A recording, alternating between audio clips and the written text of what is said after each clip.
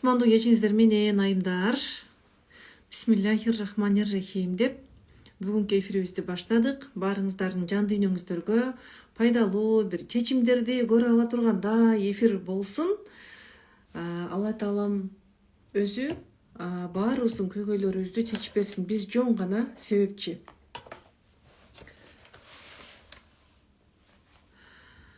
Алгач жаңы келген аудиторияга өзүмдү тааныштырып кетейин. Мен Турсунай Керимбековна. Эң биринчи жумуш жолумду онлайндагы интим гимнастикадан баштадым. Андан кийин дароо офлайн форматтан баштадым.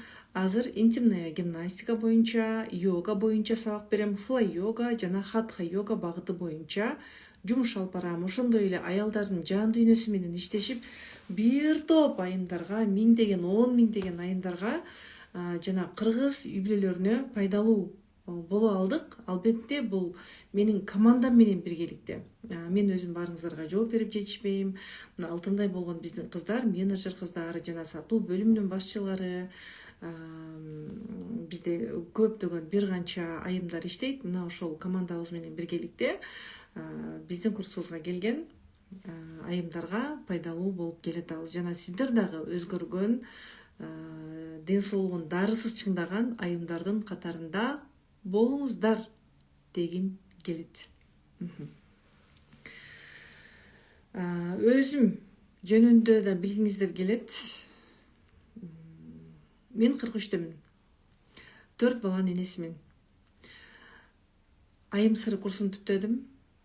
Жана жан дүйнө жана ден соолук курсун түптөдүм. 2 продукциям бар деп айтсам болот онлайн форматта. Ал эми офлайн форматта интим гимнастика плюс флай йога, хатха йога плюс интим гимнастика. Жана жеке консультациялар бар онлайн, офлайн форматтагы. Сиздердин кызматыңыздарда келатам. Жумушумду аябай жакшы көрөм. Алган билимдерим менен бөлүшөм. Тажрыйбаларым менен бөлүшөм жумуштагы жана жашоодогу тажрыйбаларым менен бөлүшөмүн. Кандай бар, ошондой айткым келет. Мен өзүмө караганда жумушуму көбүрөөк жакшы көрөт экенмин. Бүгүнкү тема жалпы өзүн жоготкон аялдар үчүн, чарчай берген аялдар үчүн жана ошол ооруларынан дарысыз айыккысы келген айымдар үчүн, жүрөк тынчтыгын тапкысы келген айымдар үчүн, аялдык табиятка кайткысы келген айымдар үчүн, кечирип эч кимди күнөөлөбөй жашагысы келген айымдар үчүн арналат бүгүнкү эфир. Жаңы келген айымдар болсо, менин баракчама кол көтөрө кетиңиздер. Мен байкайын канча жаңы аудитория бар бүгүн мени көрүп отурган. Жана канча убакыттан бери көрүп келесиз. Сиздерге маалымат бергендей, биз айтып өттүк, алысты жакындатуучу дедик. Алысты жакындатуучу дегенде ким кандай түшүнөт? Баягы кээ бир аял менен эркектин ортосунда мамилелер абдан супсак болуп кетет. Мындай муздак болуп калат, кургак болуп калат, мындай суук мамиле болуп калат. Бул деген ортодо чыңалуудан келип чыгат. Чыңалуу дегенде эки адам соп-сонун болуп эле анан чыңалуу пайда болгон жок. Бул ички чыңалуудан келип чыгат. Бир колдон үн чыкпайт, эки колдон үн чыгат. Ортодо чыңалуу болуп атса, аялдан дагы, эркектен дагы көз каранды. Аял стресске түшүп кетсе, эркек деле башынан сылап, жаным гүлүм, баары жакшы болот. Ичиңде эмнең болсо, мага айтсаң болот. Мага таян, көйгөйүңдүн баарын мен чечип берем.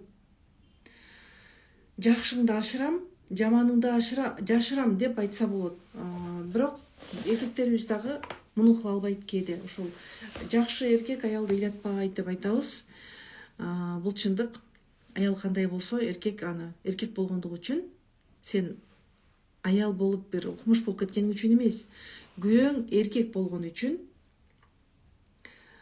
сени кабыл алат, сени жакшы көрөт, сени ыйлатпайт. Аял кайсыл учурда ыйлап калат. Эми бул жерде эркектердин баарын күнөөлөбөйбүз албетте. Мен угуп отурган айымдар бир 80%-ыңардын күйөөңөр золотой күйөөңөр бар. Силерди коргоп аткан, камкордук кылып аткан, оорусаңар ден соолугуңарга күйө турган, жакшы сөзүн аябай турган, силер кандай болсоңор силерди ошондой кабыл ала турган силердин мыкты эркектериңер бар. Айрым эркектер бар, чындап эле аялдын жан дүйнөсүн өлтүрүп коет, жүрөгүн тондуруп коет, көңүлүн, көкүрөгүн, көзүн муздатып коет. Кээде аялдар жашоонун маңызы эмне экенин, аялдык багыт эмне экенин, жашоо эмне экенин билбей калат, өзүн өзү ыйлатып алат. Байкаш керек. Ошон үчүн ар бир аялдын ичинде үнү бар. Ар бир адамдын, аялдын эле эмес, эркектин дагы ар бир адамдын ичинде туура үн бар. Мисалы, аял күйөөсүн ушундай жек көрөт. Бул слабый дейт, бул уже эң акыркы мужчина дейт, эң акыркы эркек дейт да. Бул бүтүп калган эркек, бул менин көзүмө уже эркек болуп көрүнбөйт, бул уже кадырсыз, бул мындай чечкинсиз деген менен жүрөгүндө ага деген бир нагыз ишенич, ага деген сый урмат бар. Анткени анын кадамдары ошондой. Аял өзүнүн мыкты экенин далилдегиси келет дагы эркектер менен тең тайлашып алат. Кээ бир учурда бар, кээ бир учурда аял эркекти кадырлабай атса деле аял үчүн бул норма. Сону кылып күлүп жайнап отура берет. Мында башына бантик тагып койгонсуп алдындан күйөөм ура турганда деп деле отура берет аялдар. Мындай норма көрүп кеткен да муну. Ар бир аял өзүнүн жашоосуна мындай сар эсеп салуу керек. Жана өзүнүн ички дүйнөсүнө сар эсеп салуу керек. Ички дүйнөгө сар эсеп сал деген бул кандай? Акыбалыңды түшүнүшүң керек да азыр. Дал азыр мага эмне керек? Жана эмне керек болуп атат? Ошого жараша ниет коюш керек. Мисалы, бир аял күйөөсүн аябай жек көрөт. Же золотой күйөөсү бар. Золотой күйөөсүн оңдогусу келет. Көтөрүмдүү, сөз көтөрүмдүү, сен бир тилиңен заар чачырап атса деле, ончукпай эшикке чыгып кете алган, сени менен теңелип урушпаган бир мыкты күйөөң бар. Бирок мындай сен аны сүйлөткүң келет. Мындай подсознанияңда эмне бар, ошону алгың келет да. Кичинекейиңде бир урган, соккон болсо, же сени аябай контролдогон болсо, ошону алгың келет. Же жөн эле ата энеңдин жашоосун кайталап келатасың сценарийин. Мисалы, таяда ата энең урушкан, урушуп талашып жашаган, сен ата энең урушуп талашып жашады, атаң апаңды урду, апаң атаңды сыйлабады, сен алардын жашоосуна неосознанно аралашып кеткенсиң. Апам ушундай, апам абьюзер, атам абьюзер, апамды сыйлабаган, измена жасаган деген сыяктуу сен өткөн өмүрдө жашап атасың. Сен аларды критикалабаш үчүн алардын өмүрүн кайталайсың да. Же муну түшүнүш үчүн келди өмүрүңдөгү ситуациялар. Мен суроолоруңарды билгим келет азыр. Бүгүнкү темага байланыштуу кандай суроолоруңуздар бар? Мен ошол суроого карап туруп теманы уланткым келип атат. Бүгүнкү темада биз муну козгойлу дедик. Алысты жакындатуучу, жүрөктөрдү тынчтандыруучу эфир болсун дедик. Аялдык табиятка кайтуучу эфир болсун дедик. Уктап жаткандарды ойготуучу, каталарды кетирүүчү, оңдоочу эфир болсун дедик. Ушул темаларга катыштуу суроолоруңарды жаза кетсеңер болот. Суроолорго жооп берип, теманы улап кетүү дагы мен үчүн кызык.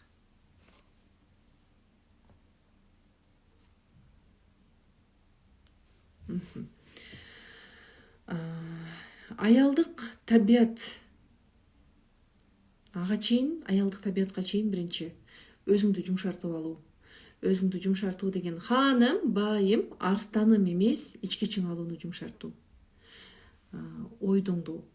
Ойдоңдоо дегенде биринчи өзүң жөнүндө ойдоңдоо. Көбүнчө аялдар өзүн, көп аялдар, бир жалган айтпайм, 80% десем, 90% десем да жалган айтпайм. Бир 90% аялдар өздөрүн бир маанисиз сезет.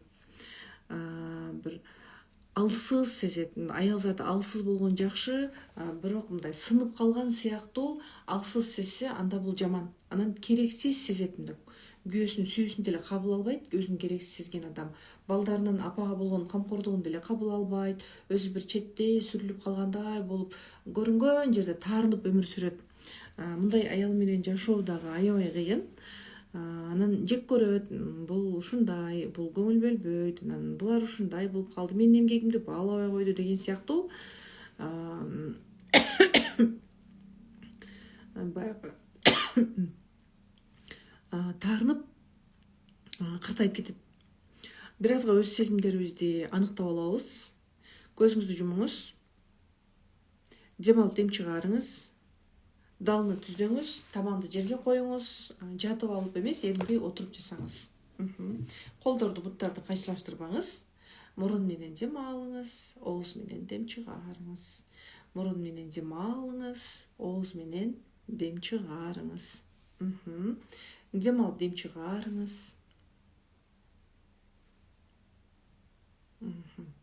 Жакшы. Акыркы өмүрүңүздөгү жагымсыз ситуацияны эстеп көрүңүзчү. Кандай жагымсыз ситуация болду?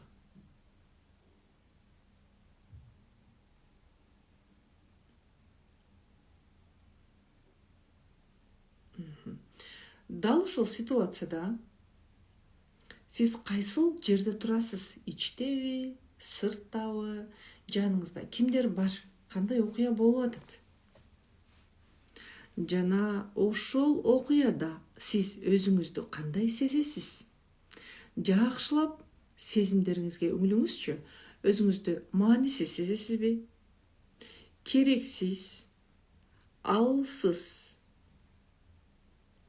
бир акылсыз, кем акыл, бир ашыкча сезесизби?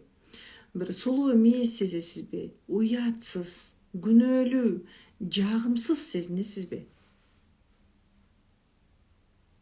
Же баары жакшы?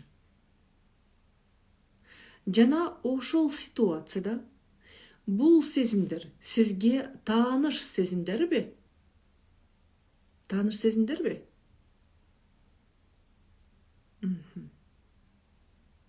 Көзүңүздү ачыңыз, бул жака жазып коюңуз, тааныш сезимдерби же эски сезимдерби?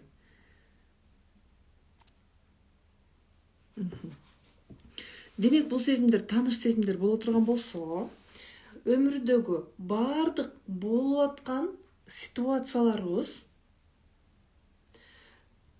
бул өзүңдүн алсыз эмес экениңди, күнөөлүү эмес экениңди, керексиз эмес экениңди, маанисиз эмес экениңди, ашыкча эмес экениңди түшүнүш үчүн келип аткан ситуациялар.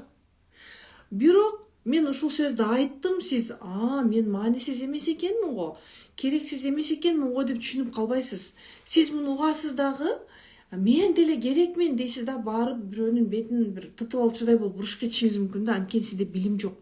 Бул эмне үчүн керексиз сезип калдыңыз? Адам өзүн кандай ситуацияда кандай алыш керек? Бул жөнүндө түшүнүк албай калдыңыз да. Билим жок. Ошон үчүн мунун баардыгын башынан, нолдон түшүнүп, эмоциялар менен иштеп, мындай билим менен кетсең, мындай жакшы кетесиң, бир түз жолдо кеткендей болосуң, же бир арыктагы суудай шыр кетесиң да, өзүң бара турган багытың бар. Билим жокпу? Өзүң жөнүндө түшүнүк жокпу? Өзгө жөнүндө түшүнүк жокпу? Сен бир аргы жок суудай чаржайт болуп кетесиң да, бир күн жок болуп кетесиң да. Жок болуп кетүү деген эмне? Адам өзүн өлүк сезип калуу, жердин бетинде жашайт. Убакыт өтө келе аял 50дөн ашып калат. Мына ошондо балдарынын баары чоңойот, кыздары чоңойот, турмуш кура турган турмуш курат, ажырашканы ажырашат, бала чакасы, күйөөсү менен мамилеси бир душмандардай болуп калат, бири-бирине бөлөк, сезимдери да жат, бири-биринен тажайт, мындай баары да жогу да баары бир, мындай 20 жылда бири-бириңе алыс болосуң же жакын болосуң деген сөз бар го. Ошол көп айрым кыргыз үй бүлөлөрдө мындай жакын болуша албай калат экен да. Тажап, мындай бири-биринен кутулгусу келип, өкүнүчкө карай ушундай болуп калат экен. Бул уже поезд өтүп кеткендеги кез. Анан аялдар айтат, 20 жыл мурда ушундай болушун билгенде, мен ушуну кылмак эмес экем. мен ушуну айтмак эмес экенмин деп айтат экенбиз да. Ошондой болуп калбаш үчүн биз өзүбүздүн үстүбүздөн иштешибиз керек экен. Өзүңдүн үстүңөн иштөө деген бул сезимдерди бошотуу, оор сезимдерден өзүң жөнүндөгү ойду оңдоо, өзүң жөнүндө ойду оңдоо дегенде азыр мына айтып атпайбызбы? Мен өзүмдү күнөөлүү сездим, алсыз сездим, тааныш сезимдер деп атасыздар, мына көпчүлүк мына бечара сездим дейт. Тааныш сезим көпчүлүк, эч нерсе сезе албадым, даже сезимдер жок, чувство жок. Ыйлагым келип кетти, маанисиз керексиз сездим дейт. Акылсыз, керексиздей сездим дейт. Мынакей ушундай сезимдерибиз бар дагы өмүрдө болуп аткан нерселерге биз акыл менен ушул жерде мен ушинтип айтышым керек, же азыр бул жерде сүйлөөнүн кереги жок дей албайбыз да. Же болбосо бир анализде бул мындай болгон, баягыда мындай болду эле. Бул жерде эми ушуну айтуу керек, бул түшүнөбү, түшүнбөйбү? Бул маңыздуубу, маңыздуу эмеспи деп ойлоно албайсың. Могу ичиңдеги сезимдер менен сен быр этип кетесиң да. Жана ситуация келди го, азыр эстеп көргөн ситуация сенин ичиңдеги могу акылсызсың, керексизсиң деген кнопканы басып отурат да. Тык тык тык тык. Мул жакта сен күнөөлүү эмессиң деген түшүнүш үчүн. Сен аны түшүнүш үчүн сага билим керек. Сен жөндөн жөн түшүнбөйсүң. Мына азыр мен айттым, сен күнөөлүү эмессиң деп атам, Сен керексиз эмессиң деп атам, бирок сиз өзүңүздү керексиз боюнча эле сезесиз, күнөөлүү боюнча эле сезесиз, ачуулуу, жагымсыз, уятсыз, дагы башка кандай ушундай эле сезесиз. Ошон үчүн өзүң жөнүндө ойду оңдоо. Анан ошол ким менен мамиледе уруш болуп атат? Күйөөң мененби, бир тууганың мененби, бала чакаң мененби, кайын журтуң мененби, алар жөнүндө ойду оңдоо. Айтайын, оюң оңолмойун мамиле жакшырбайт. Ойду оңдоо. Ой оңолгондон кийин көз өзү оңолот. Көз оңолгондон кийин мамиле оңолот.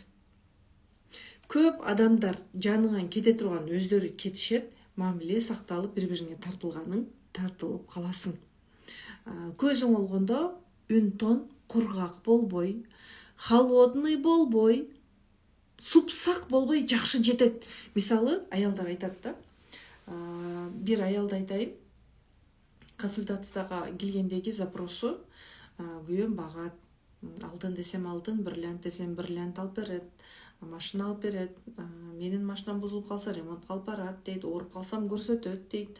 Анан бир эле жаман жери ушул ачууланып, кыйкырып, өзүн кармай албай бакырып жиберет дейт. Мен ушул кезде шокко түшүп калам дайыма. Мага азыр тынч жашоо керек, мен уже тажадым, мен ажырашып кетким келет, бирок мен уулду да үйлөдүм, кызды да үйлөдүм, неберелүү болдум, эми уят мен кудаларымдын алдында дейт. Мен жумуштагыларым көрсө укса эмне дейт, дос душманым укса эмне дейт. Мен өкүнүп калдым, мен ушул эркек менен бирге турганыма деп атат. Сөзү ошол, бирок ички үнү аны менен бирге эле бактылуу болгусу келет. Мен ага айтып атам да, эми 50 жаштасың. Сен башка жерге тийип кете албайсың. Бала чакаң бар экен, неберелериң бар экен. Башка жерге башка турмушка чыгууга дайынсыңбы? Жок, мен башка бирөөгө турмушка чыкпаймын. Демек сен күйөөңө жакшы сүйлөп көрчү. Ал бир аябай мактоого муктажбы, кичинекейинде агамдай маанилүүсүң деген сөз жетпей калган да. Ал ошентип алтын, бриллиант алып берип, өзүнүн маанилүү экенин сезингиси келет да. Анан ошону айтып койчу десем, ой айтам дейт. Айтсам деле уже мындай күйөөм сен мени алдап атасың деп айтат да. Ичиңде күйөөң жөнүндө ойлоруңду жазчы десең, он слабый, ал жалганчы, ал мейриз, анын жүрөгү муздак. Ушундай бир күйөөсү жөнүндө аябай дурус эмес ойлору бар. Ичте кандай ой бар, сенин эмоцияң ошондой чыгат. Мындай жалганга караганда ачуу чындык мындай жакшыраак угулат эмеспи? Сен ойду оңдосоң, көзүң оңолот деп атабыз, көзүң оңолду, оюңду оңдосоң жана эмоцияң, үн тонуң, үн менен берилген эмоцияң оңолот. Анан аялдык энергияң келет. Сен бирөөнү кечирбей турган кезде, өзүңдү кечирбей аткан кезде, точно сен аялдык абалыңды, энергияңды жоготосуң. Жоголсо жоголот, кайтышы кыйын болот. Ал убакта көздүн нуру да өчөт, баскан турганыңдагы бир контролго ала албай каласың. Бирок өзүң аябай жаш, сулуу, жакшынакай болуп жүргүң келет, энергичная болуп жүргүң келет, тартымдуу болгуң келет. Мындай аялбыз го, баардык аялдарга жакшы сөз керек, камкордук керек, көңүлдөрүн аяп мамиле кылышын каалайт ар бир аял. Мындай тирүү сезингиси келет да, ар бир аял сүйүүгө өтө муктаж. Кагынып силкинип ачууланып аткан аялдын деле нар жагын карасаң бир жакшы сөзгө муктаж болот, мындай тынч мамилеге муктаж болот. Аялдык табият деген бул кандай? Ким жазат? Кыздар жазгылачы давай, мен силердин аудиториямдын үнүн билейинчи. Аялдык табият сиздер үчүн эмне? Жазгылачы, сиздер жазганча мен бул жактагы суроолорго жооп берип турайын, Менин жолдошум жинжере жакшы сүйлөсө деле баары бир. Биринчи ойдоңдоңуз айттым го. Биринчи эмнеге жинденет, бул ушундай деген критиканы алып салыңыз. Кантип оюбузду оңдойбуз дейт. Ойдоңдош үчүн билим керек. Менде дагы өтө мындай негатив ойлор көп болду.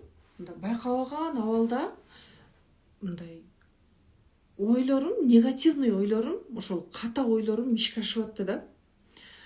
Муну түшүнгөндө мен жаман ой ойлогондон алыс боло баштадым.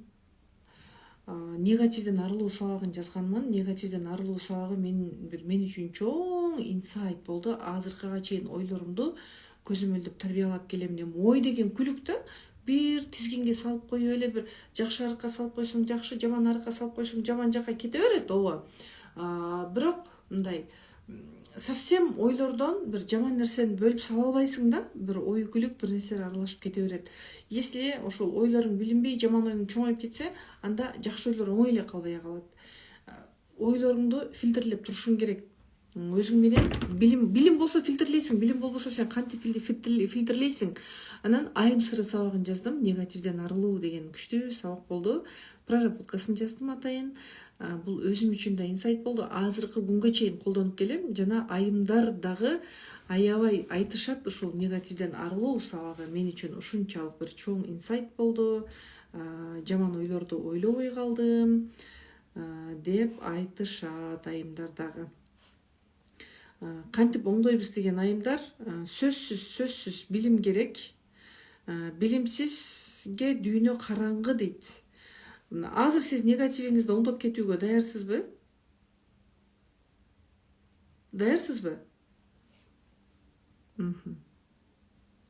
Эрк болбой атат.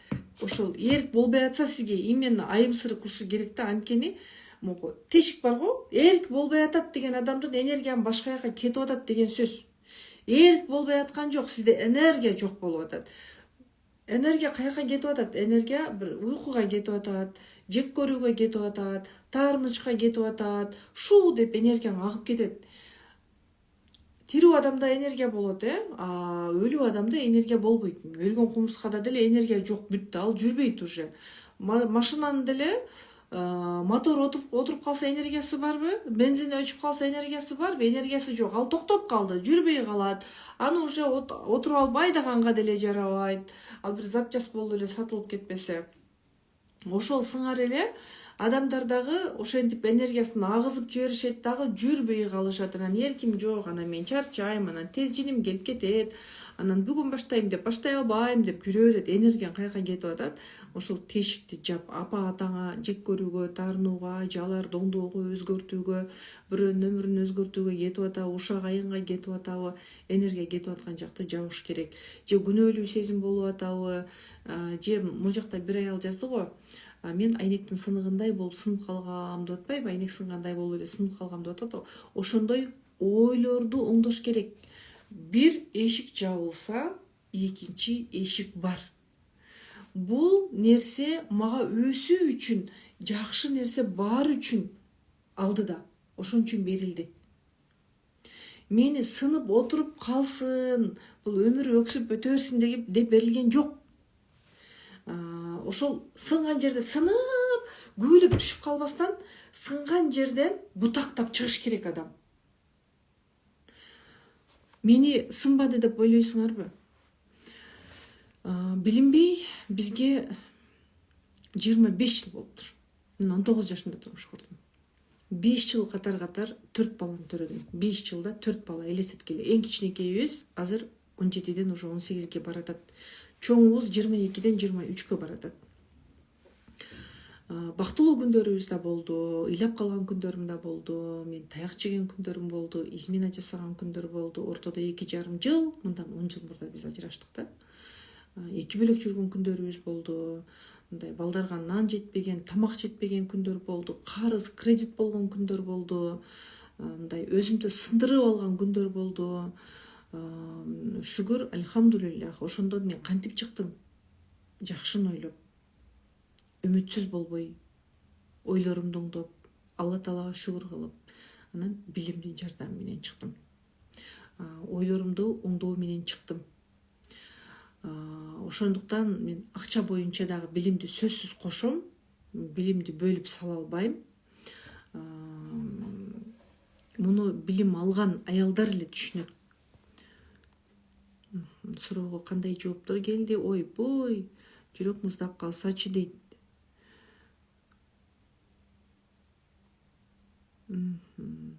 Жолдошу мыкты киши жакшы болсо, ой, молодец, молодцы, супер, баарына жогумдуу болсун. Негативке ойлоп калдым дейт. Энергияны кайдан алабыз? Энергия каяка кетип атат, ошол тешикти жабыш керек. Күйөөм мени дайыма какшыктап аңдып турганы дейт. Сиз ошого мүмкүндүк берип атасыз да. Бир сезимдер сизди башкарып атат. Жөндөн жөн болуп турган жок. Менин балдарым менден нааразы боло берет. Анткени өзүңүздү күнөөлүү сезесиз да. Күнөөлүүгө дайыма жаза бар. Кимдин балдары дайыма нааразы? Кимдин күйөөсү дайыма нааразы? Кимдин кайненеси, кайнатасы дайыма нааразы? Сен өзүңдү күнөөлүү сезесиң. Бул ситуациялар сага сен күнөөлүү эмес экениңди түшүнүш үчүн берилген ситуациялар. Энергия балдарыма кетет дейт. Балдар кичинекей болсо, ошол кетип аткан энергияңар үчүн кубангыла.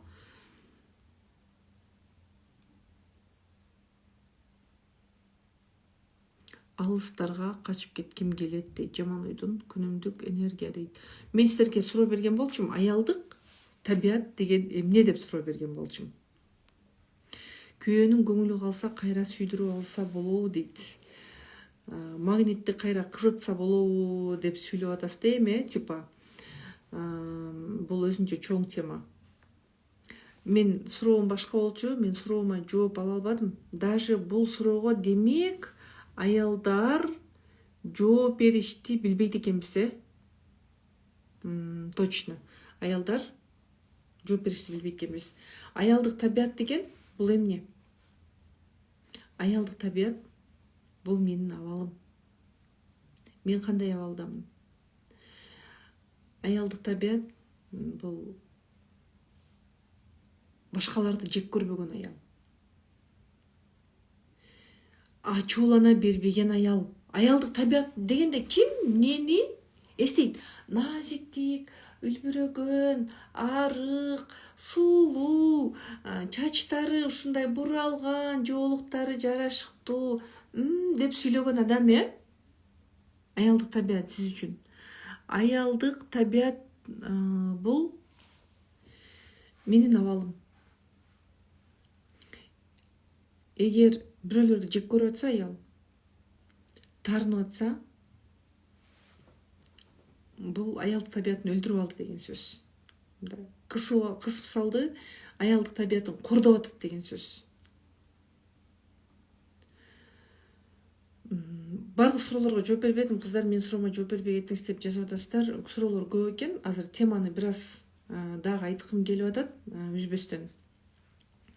Аялдык табият бул өзүңдү кандай болсо ошондой кабыл алуу. Өзүңдү жакшы көрүү. Өзүңдүн муктаждыктарыңды билүү. Мен эмнени каалайм? Мен азыр эмнеге муктажмын? Мен азыр кимге эмне айткым келет? Аялдык табият аялдын состояниясы, жумшактыгы, башка адамдарды кандай болсо ошондой кабыл ала билгендиги. Кыргызда мындай сөз бар го, ургачынын асылы деген. Эми илгери ургачынын асылы кандай бааланган, азыр ургачынын акылы, ургачынын асылы деген бул менин оюмча бир сабырдуу аял. Мен ушундай бааладым. Азыркы замандын ургачысы кандай, асылы кандай дегенде сабырдуу аял. Сабырдуу дегенде урса соксо сабырдуу эмес. Ала сумканы көтөрүп алып күйөөсүнүн алдына түшүп кетпеген аял. Жана шүгүр кыла билген аял. Эми мисалы сиздер ойлошуңуздар мүмкүн, Турсунай өзү сабак өтүп атат, курс сатып атат, өзү шүгүрчүлүктү билет бекен, билбейт бекен дешиңиздер мүмкүн да. Мен дагы мен аябай путешествияны жакшы көргөн аялмын. Мен негизи ушундай азыр оюма кое турган болсо, мен бир кымбат сонун жарашыктуу өңдөгү бир красный или бир белый или розовый или фиолетовый машинаны минип алып жүрсөм керек эле да. Мен бир башкача шубаларды кийип алып, мисалы анан бир күнү Дубайда, бир күнү Турцияда, Италияда, дагы бир жаратылыш койнунда, керек болсо Антарктидада, керек болсо океандын түбүндө балыктар менен кошо сүзүп жүрсөм керек эле да. Бирок мен бул жагында кичинекей нерсемен шүгүр көрөм. Менин жолдошум мисалы дал азыркы моментте путешествияга даяр болбосо, мен буга шүгүр кылам. Мисалы, жок, бул менин каалоом деп мен кетип калбайм. Же бир жок, бул менин каалоом болчу деп үйдүн бир жериндеги обойду жула салып, ыргытып, ремонт кылып, же бир штораларды ыргытып, ремонт кылып салбайм. Мен азыр күйөөмө көздүн ушул абалыбызга мен шүгүр кылам. Мисалы, жаңылап коюуга мындай күч жетсе дагы мен үйдөгү бар нерсеге шүгүр кылам. Мисалы, кинотеатрга барыш керек болсо, VIP кинотеатрга кирбей калсак дагы мен шүгүр кылам. Мисалы да, бул деген мен ургачынын асылымын деген сөз эмес да. Мисалы, шүгүрчүлүк кандай деп атам? Бар нерсеңе шүгүр кылуу. Ошол квартирада жашап атсаң дагы, зато күйөөң квартираны төлөп атабы? Сага картошка, пияз, күрүч, май алып келип атабы? Кез-кезде, дайыма болбосо да кез-кезде эт алып келип атабы? Ошого шүгүр кыла билүү. Жана ачууланган кезде сабырды баса билүү. Бул сабыр менен чыдоодо адамдар чаташтырып алат да.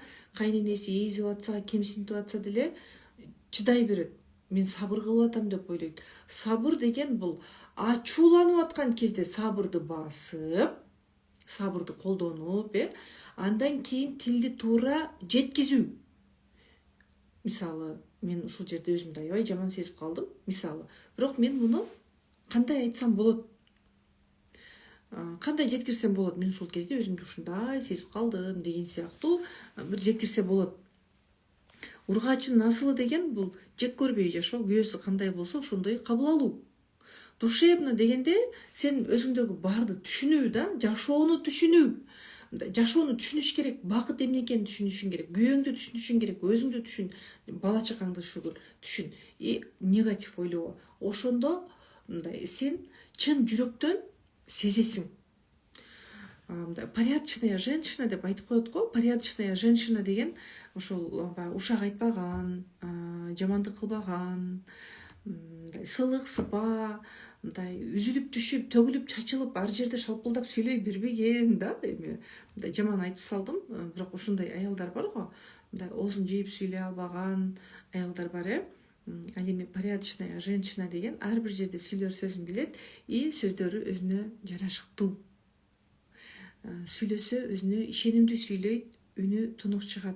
Өзүн жалгандан эле мен кайраттуу болушум керек, мен мындай болушум керек деп алдай бербейт. Ургачынын асыл деген ушул. Анан өзүн караган, ден соолугун жакшы көргөн аял, ден соолугун жакшы караган аял. Анан ургачы насылы деген бул көз ойноктогон, ооздор оймоктой, бир фигурасы келишкен аял эмес. Ал эми сулуулук. Андай болгон дагы жакшы. Дене мүчөсүн карап турган дагы, дене мүчөсүнө көзүм менен кылуу дагы бул абдан жакшы. Абдан жакшы. Биринчи кулк мүнөздү оңдоп алышыбыз керек экен. Аял киши анча мынча жана күйөөбүзгө мисалы күрүчтү жүгөрү десе, жүгөрү деп кое тургандай бир сабыр керек экен аялга. Десең деген сыяктуу. Анан аны түшүнө билүү, жана кабыл ала билүү, өмүрүн түшүнө билүү, жана өзүн адамдарды түшүнө билүү деп айтып өттүк, э.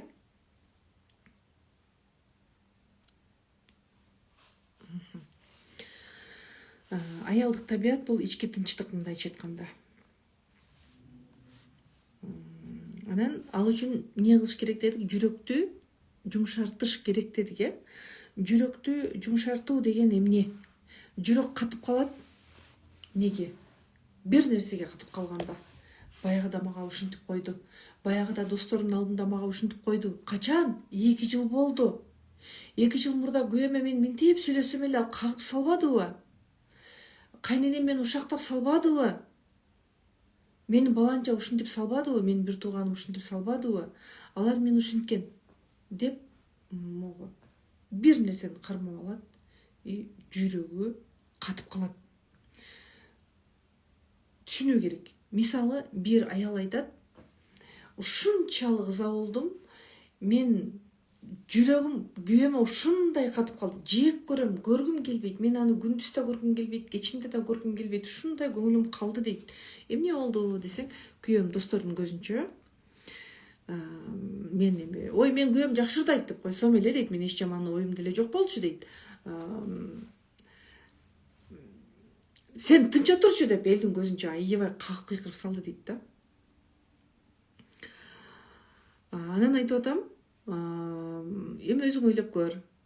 Сен ал жерде жаман нерсе кылган жоксуң, туурабы? Туура. Демек, күйөөң ал жерде көпчүлүктө сүйлөөдөн кыйналат, сүрдөйт. Көпчүлүктө сүйлөө ал үчүн бир коркунуч, шылдың, уят болуу болушу мүмкүн. Кичинекей күндө көпчүлүктө уят болуп калган, же көп салыштырылып калган, же сынып калган. Ошол боль калып калгандагы аялы мен күйөөм урдайт дегенде ошол боль козголуп кетти да. Бул ошол больду ачкысы келбеди дагы, кыйкырып жиберди.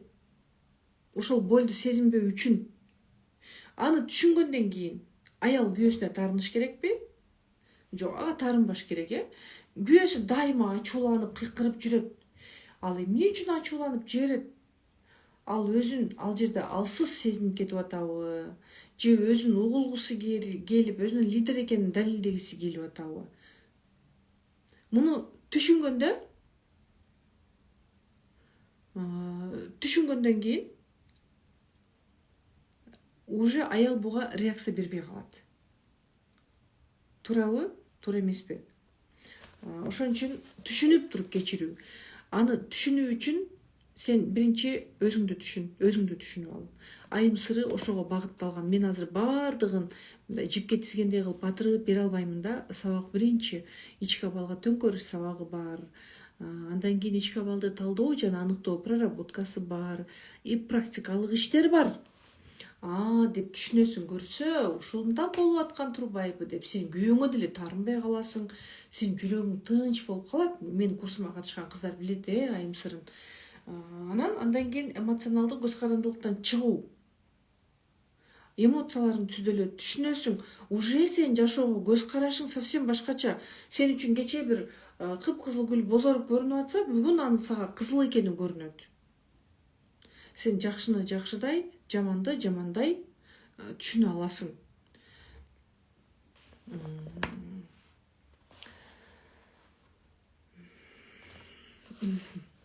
Аялдарды карасаң, мындай аялдык табиятка басым жасабайт экен да.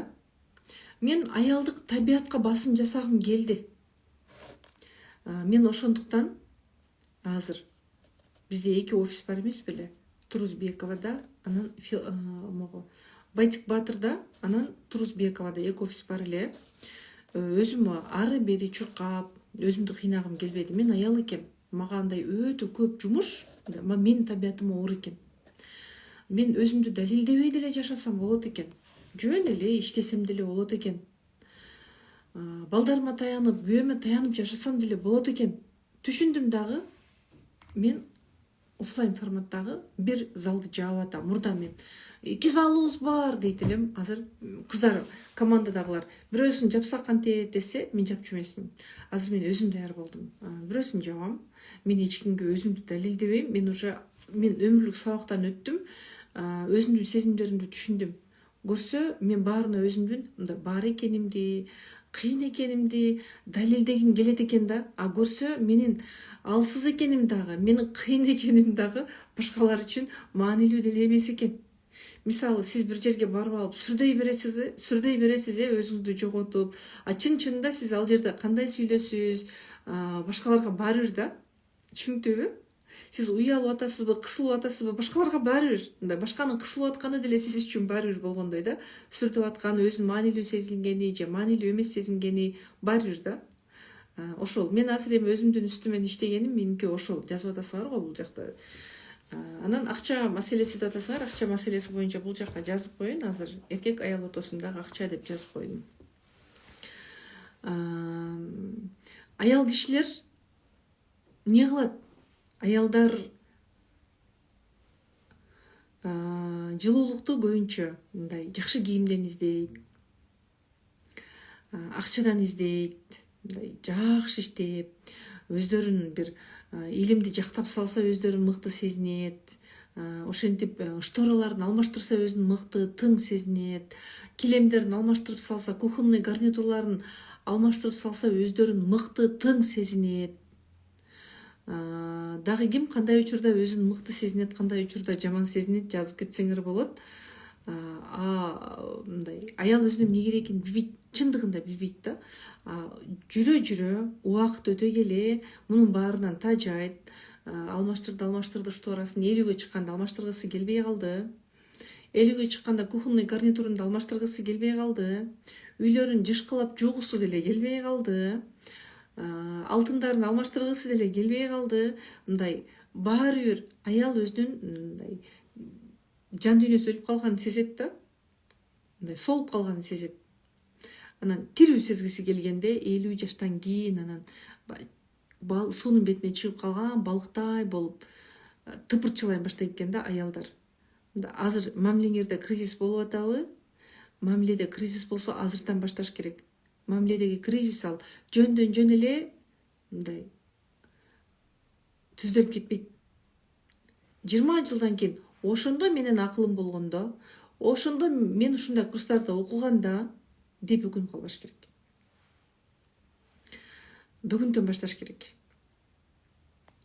Аял өзүн качан тирүү сезинет? Аял жылуу сөз укканда тирүү сезинет. Аял күйөөсүнүн колдоосун сезингенде тирүү сезинет. Аял коргоону сезгенде өзүн тирүү сезинет. Аял аздектелгенде өзүн тирүү сезинет. Убакыт өтө келе аялга баары бир өзүнө эмне муктаж, өзү эмнеге муктаж болуп атса, ошону талап кылат. Мен кече ыйладым, 3 жолу ыйладым. Мен аялдар менен иштеймин да. Анан коомдо да эмнелер болуп атканын билгим келди. Аялды күйөөсү кече өлтүрүп салбадыбы? 23 декабрда. Аягына чейин эч мындай интервьюларды аягына чейин укпайт элем. Угуп кап десе дейт элем. Анан кече дагы да бир нерсе билейинчи, биздин коомдо эмне болуп атат, адамдар менен иштеп аткандан кийин деп ошол бир каналга берген маегин уктум, бир туугандарынын баласынын маегин уктум. Мындай кандай десем,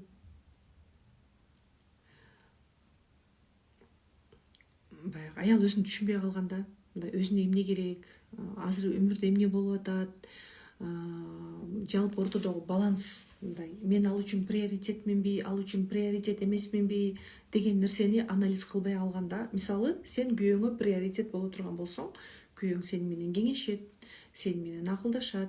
Эгер акылдашууну билбесе дагы сени сыйлайт, ошол алган дүнүйөсүн. Эми акылдашат десең жарылып жатып калбагыла, мен күйөөмө эч ким эмес турбайм деп барып бүгүн кулак месинче урушуп калбагыла. Кээ бир эркектер акылдашып иш кылууну билбейт, анткени аны менен да эч ким акылдашпаган. Менин акылым бирөөгө маанилүү эмес деп ойлойт дагы, сен менен акылдашпай эле иш кыла берет. Менин акылым маанилүү эмес деген сезими ал. Анан эми эки нерсе да караса болот да. Мисалы, күйөөң сен менен акылдашпаса деле, ошол үйүн сен үчүн алды, сенин төрөп берген бала чака үчүн алды, ошол машинада сен отурасың. Мисалы да, кылган жыйганы алып келген сен үчүн. Мында ал акылдашууну просто билбейт, менин оюм маанилүү эмес деп ойлойт, болду, ал үйрөнбөгөн. Кээ бир учурда мындай эркек аялды издебейт дагы, баары да баары бир, жогу да баары бир. Игнор, бул невыносимый боль, игнор. Мындай сени көргөндө бир ичинен агрессиясы көтөрүлүп турат. Бир нерсени сен менен кеңешпейт. Бул уже баягы манипуляция кылат, керек болсо өлтүрүп кетем деген сыяктуу сөздөр. Кечегиде жана аялда болду го. Мындай сөздөрдү айткан эркектер аябай көп. Эркек минтип айтса деле, мындай аялдар козголбойт. Мындай сөздөр болуп атат, уже аял козголуш керек. Эгер ошол күйөөм менен жашайм деп чечим чыгарса, ошол күйөөсүнүн жан дүйнөсүн түшүнүш керек. Жашайм деп чечим чыгарган болсо, биз эч кимди жашаба деп айта албайбыз да. Же чындап эле ситуациялар тереңдеп таяк жеп атса, уже укук коргоо органдарына кайрылыш керек да аялдар. Кайра измена боло бере турган болсо, анда уже мындай максатыңды нактылап чечимди чыгарышың керек. Чечим керек, чечим. Чечим жок болсо, сен эч нерсе кыла албайсың. Любой нерседе өзгөрүүдө биринчи чечим керек. Мисалы, силер жазып атасыңар го могу жакта. Мен күйөө манипулятор, налый берет, измена кылат деп атасыңар. Күйөөм акча бербейт деп жазып атасыңар. Күйөөм иши жүрүшпөйт деп жазып атасыңар. Солуп калдыңар да. Андай кылып көрдүңөр, мындай кылып көрдүңөр, солуп калдыңар. Эми солуп жата бериш керекпи? Гүл солуп калсам эмне болот? Тамыры куурайт. Тамыры куурасам эмне болот? Бүт ал отун болот, күйүп жок болот, же чирийт, туурабы? Эми ошентип калбаш үчүн адамбыз го. Бир чечим керек да. Мисалы, мен аялдарга айтам, чечим деген бул кабыл алуудан башталат биринчи. Ооба, мен өмүрүмдө мисалы аялдар айтат, измена болду дейт. Ооба, измена болду. Мен муну кабыл алдым. Же ооба, күйөөм абьюзер, ооба, мен муну кабыл алдым. Ооба, биздин ортобузда уруш болуп атат, мен муну кабыл алдым. Биринчи кабыл ал да, болду, ушундай болду. Или мен баламдын тагдырында ушундай болду, менин кызымдын тагдырында ушундай болду. Или кандай, ар кимди ар кандай, мен ушуну кабыл алам. Биринчи кабыл аласың. Ооба, күйөөм акылдашпайт, мен кабыл алдым. Кабыл алгандан кийин чечим, мен кандай болушун каалайм? Чечимди жазабыз. Кандай болушун каалайсыңар? 2-3 аял жазып койгулачы, чечим. Чечим жазабыз. Менин күйөөм акча бербейт. Ооба, менин күйөөм акча бербейт. Акча бербеген кезде өзүмдү коргоосуз, бир камкордук сезинбейм, бир өзүмдү керек эмес сезинем. Мен муну кабыл алдым.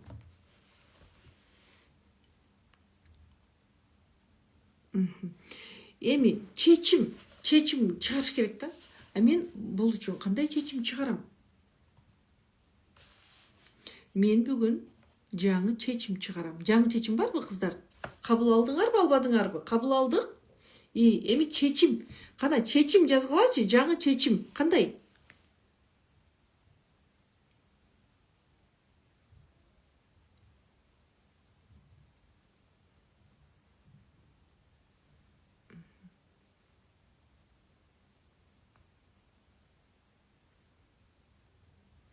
Көйгөй эмес, эми чечим жазабыз.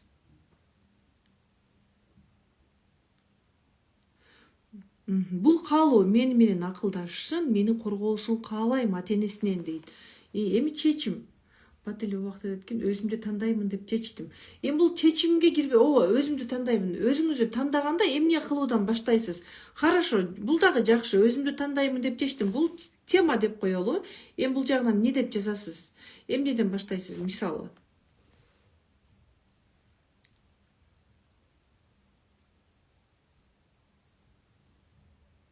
Өзүмдү өзгөртөм, акча суроону билиш керек, сабырдуу болуш керек.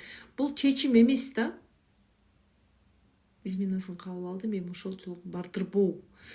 негизи чечим андай болбойт. Чечим мындай болот. Мисалы мен силердин ордуңарда эфирде угуп отурам да. Мен бир ким болоюн, бир могу жакта бир айым болоюн. Мен могу жакта эфирди угуп отурам. Менде билим да жок, мисалы да, эч түшүнүк жок. Көрсө өзгөрсө болот экен. Турсунай Керимбековна деле өзү ушинтип өзгөргөн турбайбы? Өзү деле мурда самооценкасы төмөн, бир көпчүлүктүн алдында өзүн жоготуп сүрдөп калган, бир бала чакасын урушкан, абьюзер апа болгон экен. Күйөөсү менен мамилесинде көп кризистер болгон экен. Кайын журту менен мамилеси абдан татаал болгон экен. Ажырашуу болгон экен өмүрүндө. Бирок акыры үй бүлөсү биригиптир, 4 баласы менен биригиптир, онлайн, офлайн форматта аялдарды кабыл алат экен, жан дүйнө менен да, дене менен да иштейт экен. Дейм дагы мен чечим кабыл алам да, мисалы. Жаңы чечим. Мен өзүмдү мисалы аялдар жазат. Көп аялдар өзүн мындай өлүк сыяктуу сезет деп атабыз го, тирүү сезинбейт. Мен өзүмдү жакшы сезинип жашоо үчүн деп жазыш керек да. Жакшы сезинип жашоо үчүн бүгүндөн баштап мен өткөндү кабыл алам.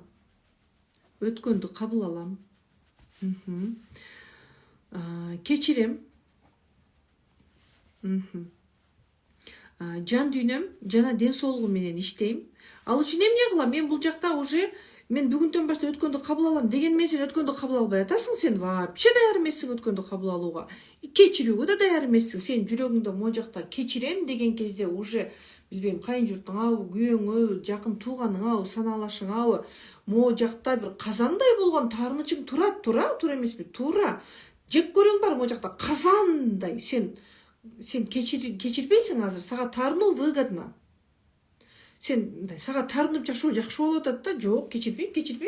Жок деп атасың да. Эмне кылыш керек? Билим керек, кыздар. Билим. Бул көкүрөктөгү казандай бир кара көмүрдөй болгон бир таарыныч, ал чыгып кетпейт. Фык деп эле ура деп чыгып кетпейт. Жакшы кал деп чыгып кетпей турган нерсе. Ал үчүн терең билим керек. Ким жек көрүүдөн кутулам десе, жек көрүү барбы? Аябай. Кек сактоодон кутулам десе,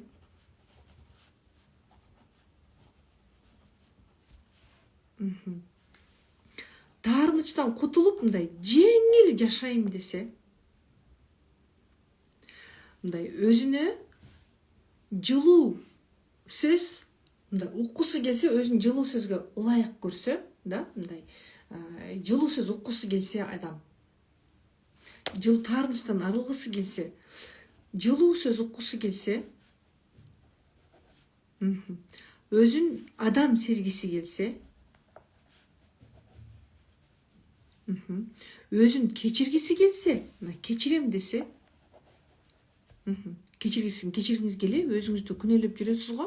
Мен мындай кылып койдум, мен андай кылып койдум. Күнөөлөөгө всегда жаза бар. Күнөөлүү сезим бул жакшы сезим эмес.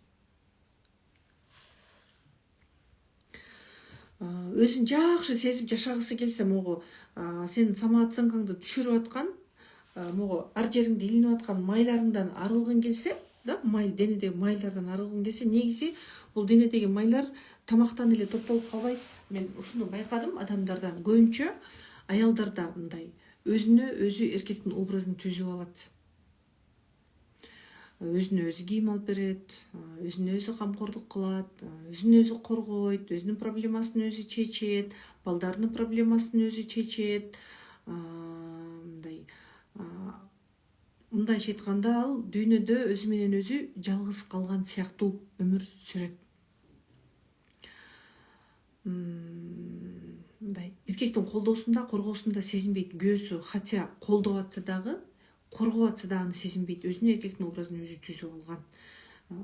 Сураганга даже өзү даяр эмес. Дай, пожалуйста дегенге, мындай берсең жейм, бербесең өлөм дей турган абалда эмес да. Жашоонун алдына түшүп алып чуркап жүрөт.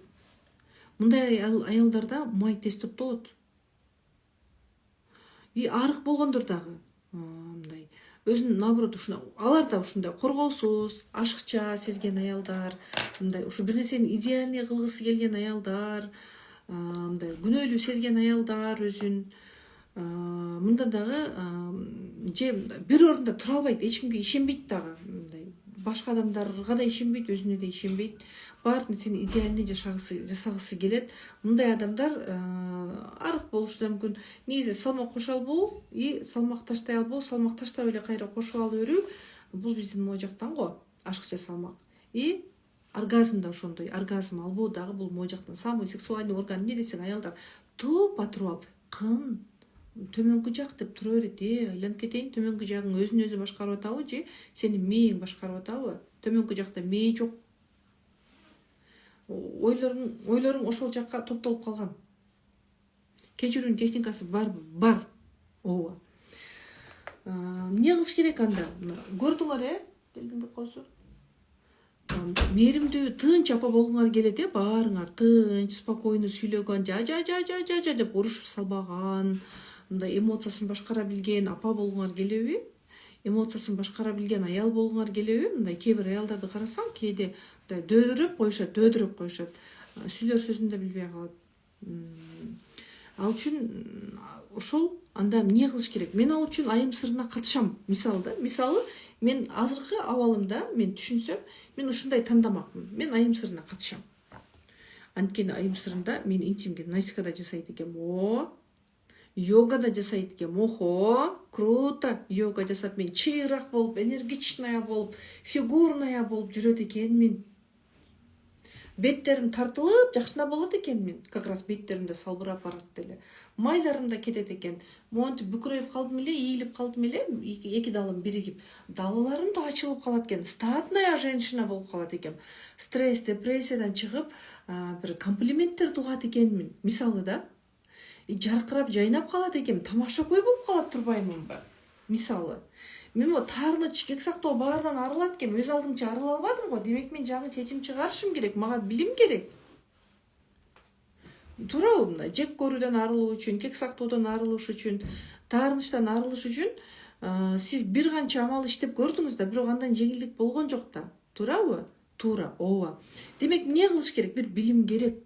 Мындай силер бир күн эле мындай женская энергия менен бир аялдык табиятыңар ойгонуп, бир принцесса уйкудан ойгонот го, ошентип ойгонуп калбайт. Аялдык табиятты ойготуу бул өзүң менен өзүң чынчыл болуудан, сезимдериңди сезинүүдөн, өзүңдү кабыл алуудан, ойлорду оңдоодон. Мисалы, аялдар, мен ушул күзгүдөй болуп сынып калдым, мен өзүмдү өзүм камсыз кылып жүрөм, менин барым жогум күйөөмө баары бир, де ушундай десе, ойлор оңолбосо, анын өмүрүндө эч нерсе өзгөрбөйт. Точно эч нерсе өзгөрбөйт.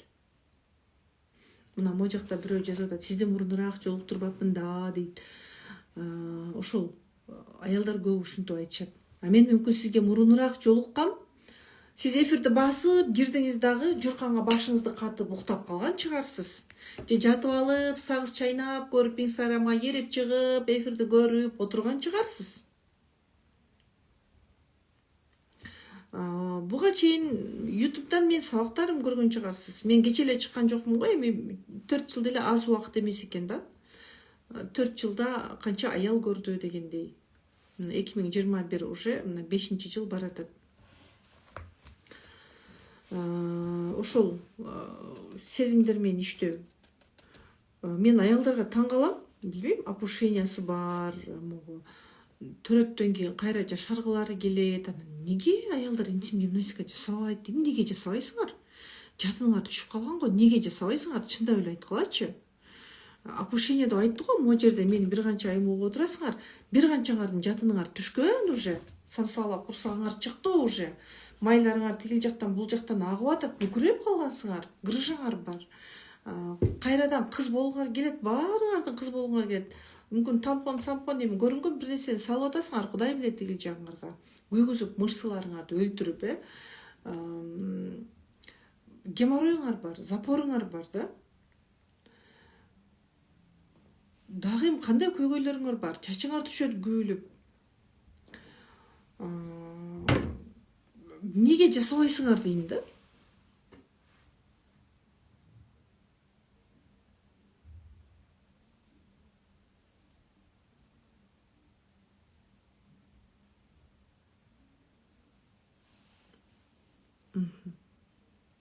мына даарат алганда колго урунат, жертва болуп отура бербегилечи. Силерге ошол даарат алганда колго урунат, мен жертвамын деп внимание алган силерге жакшы болуп атабы? Жаш эле экенсиңер го, фотодогу өзүңөрбү же апаңарбы?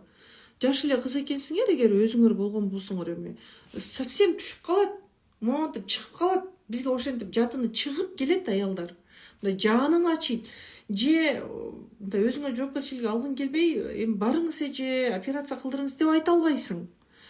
Өзүң алып калсаң убакыт керек. Жатына совсем түшүп калса.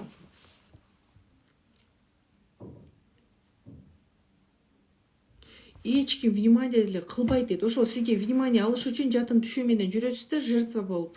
Внимание кылбайт ооруп калсаң. Өзүң эле душман болуп атасың. Өзүңөн өткөн душман жок деген ушул да. Таарынып жашап атасың. Өзүңө өзүң душман болуп атасыңбы? Өзүңөн өткөн душман жок. А сени таарынткан адамдар чалчактап жүрөт, жыргап.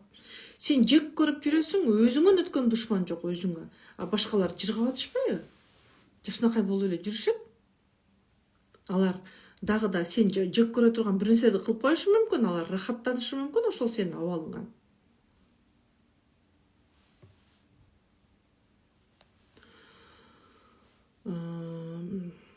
Таарыныч, булардын баары өзүңө өзүң душмандык го. Матка жок дейт. Матка жок аялдар, именно маткасы жок аялдар жасаш керек. Сөзсүз.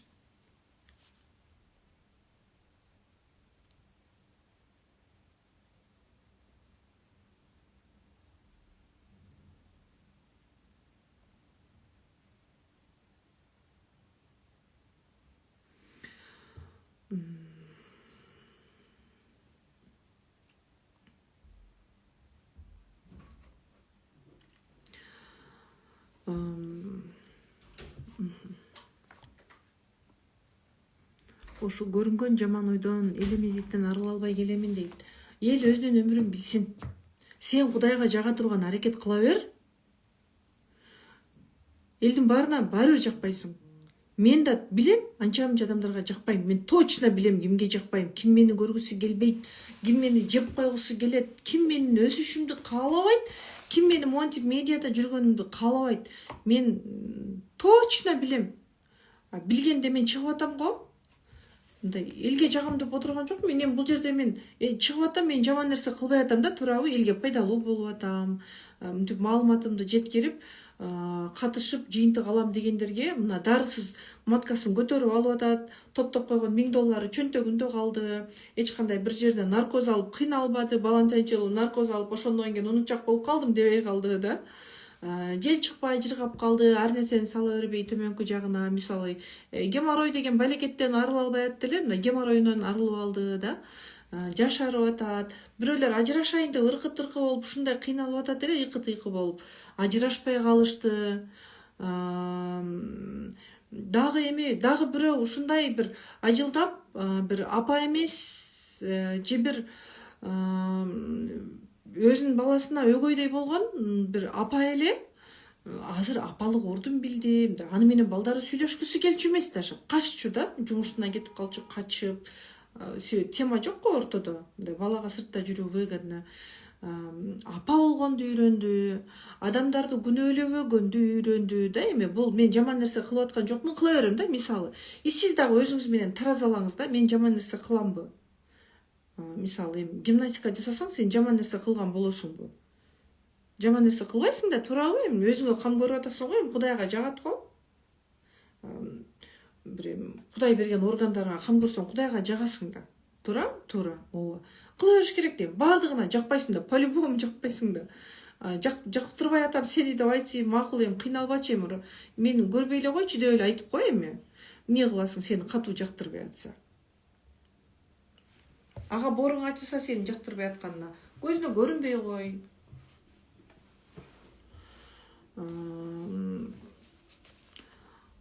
Ошол даже мен айым сырында эмне бар мен айткан жокмун. Айым сыры курсу бир бриллиантка толо сабакта мен силерге айтат элем, айым сыры курсунда бриллиант таратам десем, мени да кош дейт белеңер. Кыздар, өзүңөр менен чынчыл болгулачы. Ошентип болчуңар. Айым сыры курсунда мен бриллиант таратам десем, не кылат элеңиз? Мени да кошуп кой, мага да бриллиант кичинекей болсо деле бизге деле берип кой дейт элеңер да. Анан бриллиантты жанагы чөнтөңөргө салат элеңер. Ошол бриллиантты көтөрүп жүргөн дене ал бир шалбырап калган, муундары ооруйт. Бриллиантты көтөрүп жүргөн, кийип алган дене ал бир грыжадан жабыркайт, бир моюн грыжасынан жабыркайт, баш ооруйт, пачкалап дары ичет, бир беттери бырышып түшүп калган, бир таарынычтары көп, мындай эзилип калган аял да ошол бриллиантты салып алып, анан жана утуп алганына курсант болуп жүрө бермек. Туурабы? Азыр мен бриллиант таратам десем, тигип тууганыңарга чалат элеңер, жаанталашып, баланча жакта бриллиант таратылып атыптыр, бриллиант берет экен, могу группага сабагына жазылсаң. Кандай кылып берет экен? Билбейм эмне кылып берет экен, бриллиант беребиз деди го. Мени кошуп кой, 100 тууганыңарды алып келет элеңер, чынбы? Чын, 100 тууганыңарды алып келет элеңер. Могу жакта бриллианттан да кымбат ден соолук бар айым сыры курсунда. Көздөрүңөрдүн нуру жанып калат десем, кандай угулду? Бриллиант дүнүйө жакшы угулдубу? Же могу көзүңдүн нуру жанып калат, бетиңдеги шишиктериң болсо кетип калат, ашыкча майларың болсо майларың эрийт, мамилең бир орчундуу болуп кыйналып атсаң, мамилең ирээттелет, сен өзүңдү да түшүнүп каласың, күйөөңдүн да жан дүйнөсүн түшүнүп каласың, ага эмне керек экенин. 4-5 төрөп алып, үйдө уруш талаш менен өзүң да нерв болбо, балдарыңды да нерв кылба, түшүнүшүп жаша десем, сиз үчүн бул кандай? Бул керекпи? Бул бриллианттан арзанбы, кымбатпы сиз үчүн? Кандай? Сиз кандай баалайсыз? Если сиз муну бриллианттан ичиңизде арзан баалап атсаңыз, сиз бир кыйналганда келесиз да, кыйналып жанчылып калганда келесиз. Мисалы, асимметрия бар бетиңде, ошол асимметрия кетет десем, сколиозуң бар, бир жагыңа ийилип калгансың, ошо денең түздөлөт. Грыжаң бар эле, грыжаң кетет. Муундарың ооручу эле, колу бутуң сыздабай калат. Бүгүн балдарың урушуп атпайсыңбы? Бир заманда, азыркы замандын апалары урушпайт, бирок сен балдарыңды бир рамкага салып өзүңөн алыстатып атасың, балдарыңа мээримдүү апа болгонду үйрөнөсүң, могу жактан мээримдүү апа болуп чыгасың десем, бул силер үчүн кымбат арзанбы? Таарынычтардан арылып, могу жакта көкүрөктө бир кара көөдөй болгон, казандай болгон бир оор ташты ыргытасың, анын ордуна бир жеңилдик келет, жакшы нерсе келет, тунуктук келет десем, силер үчүн бул кымбат арзанбы? Мен үчүн кымбат, мисалы, ошол сезим. Мен үчүн баарынан жан дүйнө тынчтыгы кымбат. Анткени мен алтынды да тактым, күмүштү да тактым, бриллиантты да тактым. Мунун эч биринде жан дүйнө тынчтыгы жок экенин түшүндүм. Эч биринде бакыт жок экенин түшүндүм. Алтынды да тактым, бриллиантты да тактым, бирок менин жан дүйнөмдөгү абал кээде оорулашкан учурлар болду. Жан дүйнө тынчтыгы эмне деген? Аялдык бакытта экен. Аялдык бакыт бул өзүңдү таануу. Ошол өзүңдү таануу. Башкаларды түшүнөсүң. Жашоо ушул экен го дейсиң да, менин күйөөм ошол эле керек экен го. Мен ушуну түшүнүш үчүн мен 20 жыл кыйналдымбы? Ушуну түшүнүш үчүн мен 8 жыл кыйналдымбы? Мен ушул ден соолугумду айыктырып алыш үчүн, мен грыжамды айыктырыш үчүн мен денемди кыйнап ушунча укол алдымбы? Мен муундарымды айыктырыш үчүн, ушул диагнозумду билиш үчүн мен жылдап топтогон бала чакамдын, күйөөмдүн акчасын же өзүмдүн бир 60 000, 80 000 акчаларымды төктүмбү? Айыгуу ушунча эле сом менен экен го. Айым сырынан деле айыкса болот экен го дейсиң да. Сен мурдадан анализдерге канча акча төлөп жүрдүң? Канча акчаларыңды дары-дармекке кетирип жүрдүң? Жан дүйнөң айыкса, дене өзү эле айыгат. Сен денеңди айыктырып кыйналам дебе, сен биринчи жан дүйнөңдү айыктырчы. Могу жакта болду айыктырбасаң денең айыгабы? Аялдар кээде өзүн кабыл албайт да, менин көзүм мындай, боюм мындай, бутум мындай, менин колум кыска, менин көзүм мындай. Денеге больно болот, дене ооруйт. А сен өзүңдү кабыл ал десем эле сен өзүңдү кабыл алып каласыңбы? Жок, сен өзүңдү кабыл албайсың.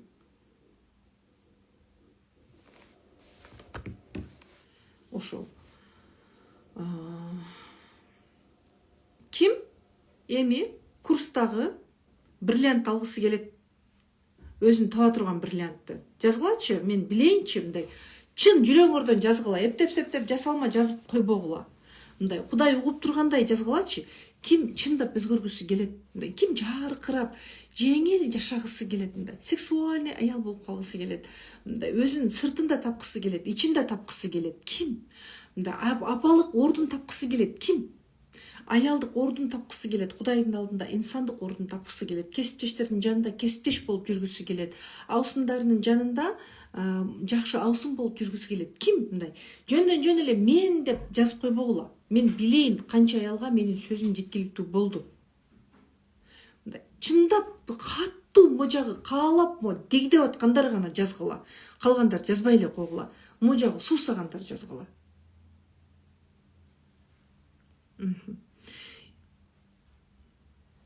Эгер чындап өзгөргүңүз келсе, анда айым сыры курсу 29 декабрь күнү башталат. Оффлайн форматка 30-ында башталмак, 30-у эрте эле толуп калды, алхамдулиллах. И 5 январдагы почти толду. 5 январга да толуп калыптыр. Кийинки поток жөнүндө сүйлөшө элекпиз. Кийинки поток уже январдын аяктарында болсо керек.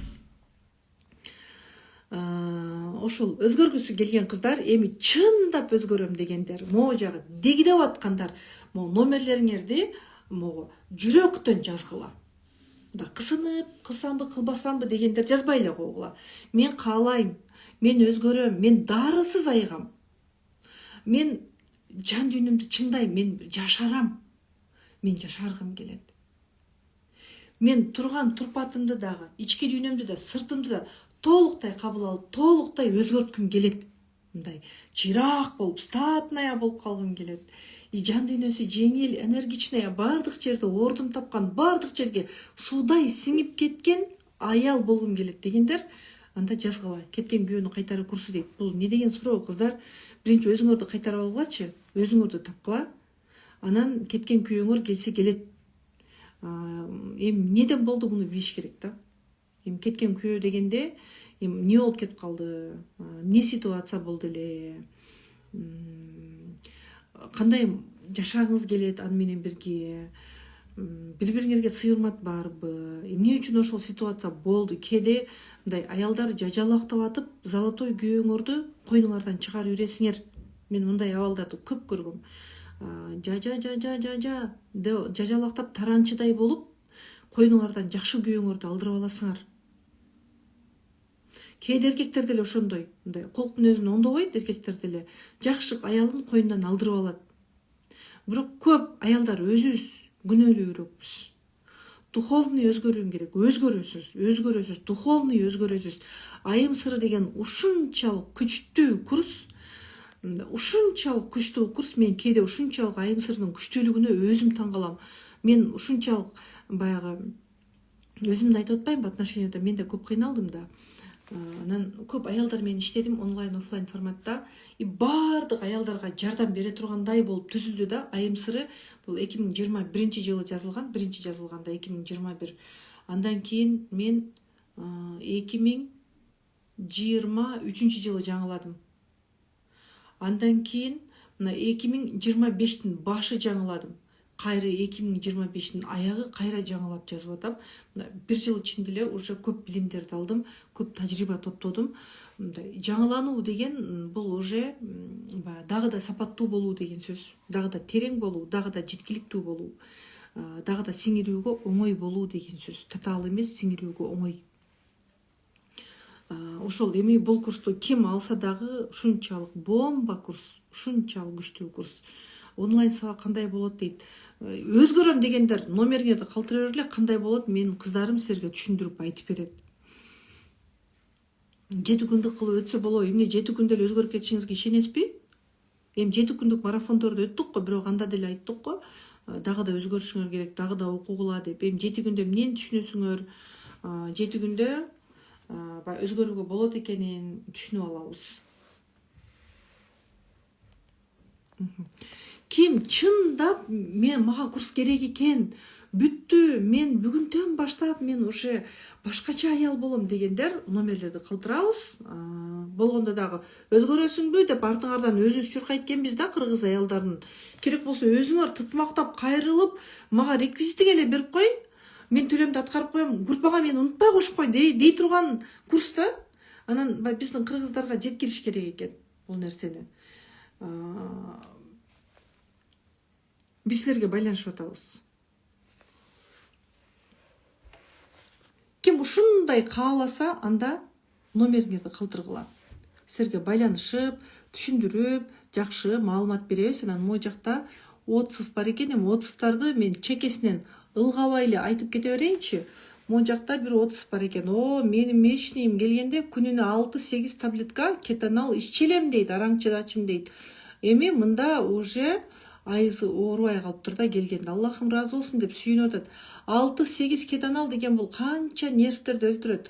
Бул жакта тизе оорубай калды дейт. Тизе кана тизем ооручу дейт. Буюрса өтө жакшымы дейт. Өтө эле эмес экен да, өтө жакшы экен да. Мына геморрой, ким геморройдон кыйналып ар нерсени сүртүп атасыңар арт жагыңарга. Мына геморройуңар да кетип калат.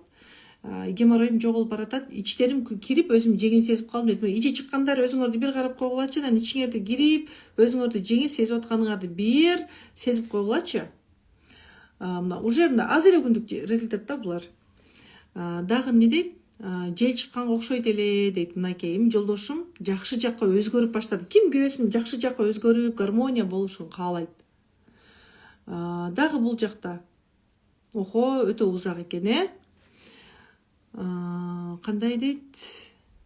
Ашказаным оорубай калды дейт. Мына көрдүңөрбү? Дене сезимдерден ооруйт. Эгер сезимдерден оорубаса дене, анда биз уктап атсак да ооруй берет эле. Биз уктап атканда психика эс алат, дене оорубай калат. Ойгонгондо психика ойгонот, дене ооруйт. Мында сезимдер менен иштеди, көнүгүүлөрдү жасады эле, ашказан оорубай калды. Мына ашказан ооругандар угуп алышыбыз керек экен. Ичкирди дейт. Ойлонбостон өзү каалаган кийимдерди кие баштады, кынтарыды мына. Өзүм каалаган кийимдерди кие баштадым дейт. Ичим ашказаным бирде көйнөк кийгенде өтө бош кийчүмүн дейт. Кур белимди байлай албачумун дейт. Азыр өтө эле сонун болуп калдым дейт. Тамакта туура ичип калдым. Күйөөм дейт, мага машина белек кылам деп аябай сүйүнүп атат дейт. Карагылачы, ушундай золотой эркектериңердин кадырын билбей, өзүңөрдү унутуп жүрөсүңөр. Мына кыздар, карагылачы. Машаллах, 76-группабызга катышкан экен. 300 Кудайга шүгүрлөр болсун дейт. Жашоого көз карашым 180 эмес 360 градуска өзгөрдү. Эң чоң опухоль рак деп чыгарып койгон диагнозду азыр совсем унутуп койгом дейт. Мына. Машаллах. Могу жакта дагы сип-свежий отзыв бар экен. Айыз циклы уже нормада келип калат. Айыз келбесе айызды сагынасың го кадимкидей. Бул жакта аденомиоз, киста, эч нерсе жок болуптур дейт. Карагылачы, кандай жакшы, кандай жакшы. Мына ушундай жыйынтыктарды алгыбыз келеби? Мына намазга келдим деген кыздар аябай көп. Бутум оорубай калды дейт. Геморрой, ич катуу жоголду. Бир ок менен бир канча коен атыптыр го. Мына бир эле бутуң оорубай калса деле сүйүнөсүң го вообще. Геморрой, ич катуу дейт. Мына айызым 2 айдан бери 2 жолу келди дейт. Мурдагыдай 3 күн дейт. Норма дейт. Күйөө менен мамилем жакшы болуп атат дейт. Машаллах. Жашнакай күйөөлөрүңөргө тилиңерди тандап сүйлөштү билбейсиңер да. Өзүмө жакшы көрүп калдым дейт. Опушение матки бар эле азыр дейт. Кудайга шүгүр дейт. Мына жолдошум өзгөрдү, iPhone алтындарды алып берди дейт. Ар бир эркектин ичинде алтын балык бар деп ошону айтат да. Ошол алтын балыкты кээде өзүбүз иштетишти билбей калат экенбиз да. Өзү да айтып калат дейт, өзгөрттүң мени деп дейт. Машаллах, курстардын пайдасы чоң экен деп күлүп калат дейт. Жел чыкчу, азыр чыкпайт дейт. Үйдөгүлөр да күйөөң жумот деп айтчу, азыр таң калып атышат дейт. 3-4 жылда катуу өзгөрдү дейт. Мына опушение влагалище, опушение влагалище көтөрүлдү дейт. Кандай жакшы. Кимде опушение влагалище болсо, катышып операция кылдырбастан айыгып алсаңар, өзүңөргө жакшы. Опушение влагалище ал өз алдынча айыгып кете турган нерсе эмес. операция болдум, опушениядан миома да бар экен деди врач. Ошол миоманы кантип дарыласа болот? Аялдык табиятты кайтарып. Миома аялдык табиятты унутуп койгондо, өзүнө өзү коргон болгондо, өзүнө өзү опора болуп алганда, камкордук сезинбей калганда, ачуулануу, жек көрүү сезимдери көбөйүп кеткенде көбүрөөк аялдарда миома болот. Мындай аялдык табиятты унутуп коет. Баракты мындай да, сен аялсың, өзүңдү мындай кылдың дагы, өзүңдү мындай кылдың дагы, бир яма бар экен, ямага мындай таштап койдуң да. Аялдар ушундай абалда жашап калат. Наркоз алгандан бери ооруйт, кырыж экенин билбейм дейт. Барып көрүнүп койгула, текшерип койгула. Киста кетеби дейт. Киста кетет. Могу жак менен иштейт аялдар. Ошо жан дүйнө жана дене менен иштөө. Мен курсумду мактай албайм. Менин команда билет. Курстун ичинде канча пайдалуу нерселер калып кетти. Асимметрия деп жазып атат го бирөө, менин бетимде асимметрия бар деп. Асимметрия, бетке массаж, плюс сөзсүз йога. Анткени бет жөндөн асимметрия болуп калбады го. Омурткалар жылып кеткенден, омуртка тутум өзгөрүп калгандан, жак өзгөрүп калгандан асимметрия болуп калды да. Йога жасайсың, бетке массаж жасайсың, асимметрия кетет. Көп аялдар бар го, асимметрия кетти деген эми ошол отсув бар эле, асимметрия кетти деген отсувтар бар эле. Аденомиоздон кандай айыгам? Жек көрүүдөн арыласыз, аденомиоздон арыласыз. Варикоз кетет. Ойлорду оңдойсуңар, оорулар өзү кетет. Мен бүгүн кетем, сен ушул оюңду оңдодуң деп турбайт. Сен ойлоруңду оңдой бересиң, денедеги оору өзү кете берет.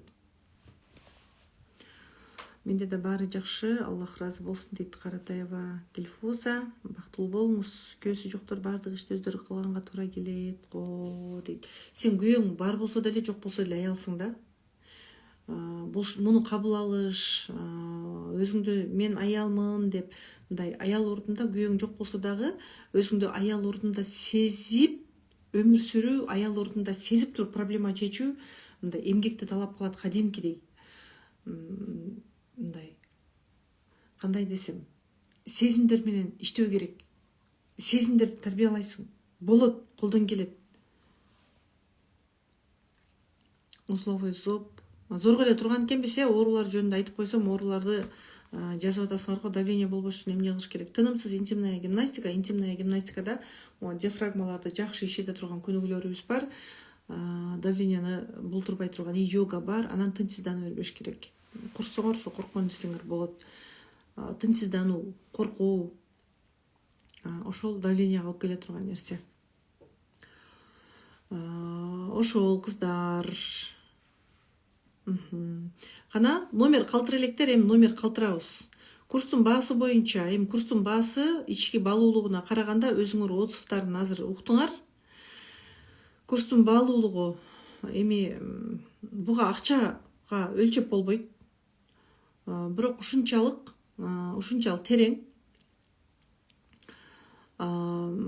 Бар болгону акция менен Pro тарифи 3990 сом, VIP тарифи бар болгону 6990 сом. Ушунчалык ичи толо, ичи мисалы кандай десем, эми баардык нерсенин бир каймагына толгон курс деп айтсам болот.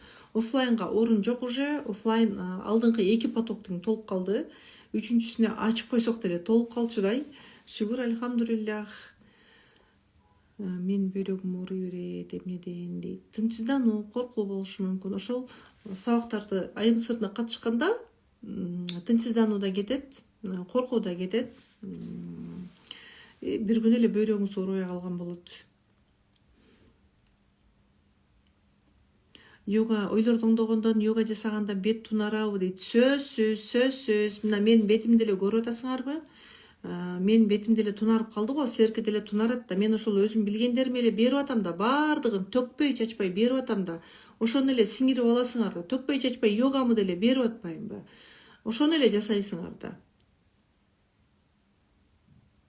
Баа жеткис сабактар дейт. Баалагандар жазып атат. Мен эч кимден баалап койчу, жазып койчу деген жокмун. Могу жакта аялдар силерге жан ачып атат. Окубай жүрө берген аялдар үчүн жан ачып атат. Оффлайнга бир орун жок, оффлайнга орун жок уже. Канчалык эфир пайдалуу болду.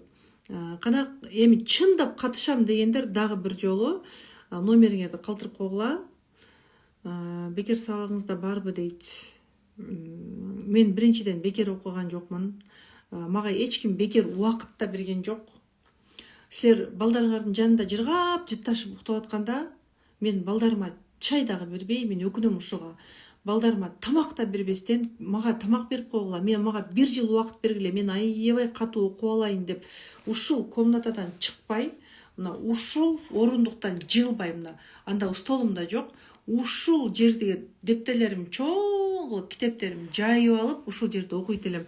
Тамак алып келип берет, тамакты алып чыгып кетет. Мен ошентип окуп атканда силер ушак айтышып, балдарыңарды эркелетип отургансыңар, сейилдегенсиңер. Мен ал учурда окуганмын. Азыр да окуймун, акча кетирип окуймун, убакыт кетирип окуймун.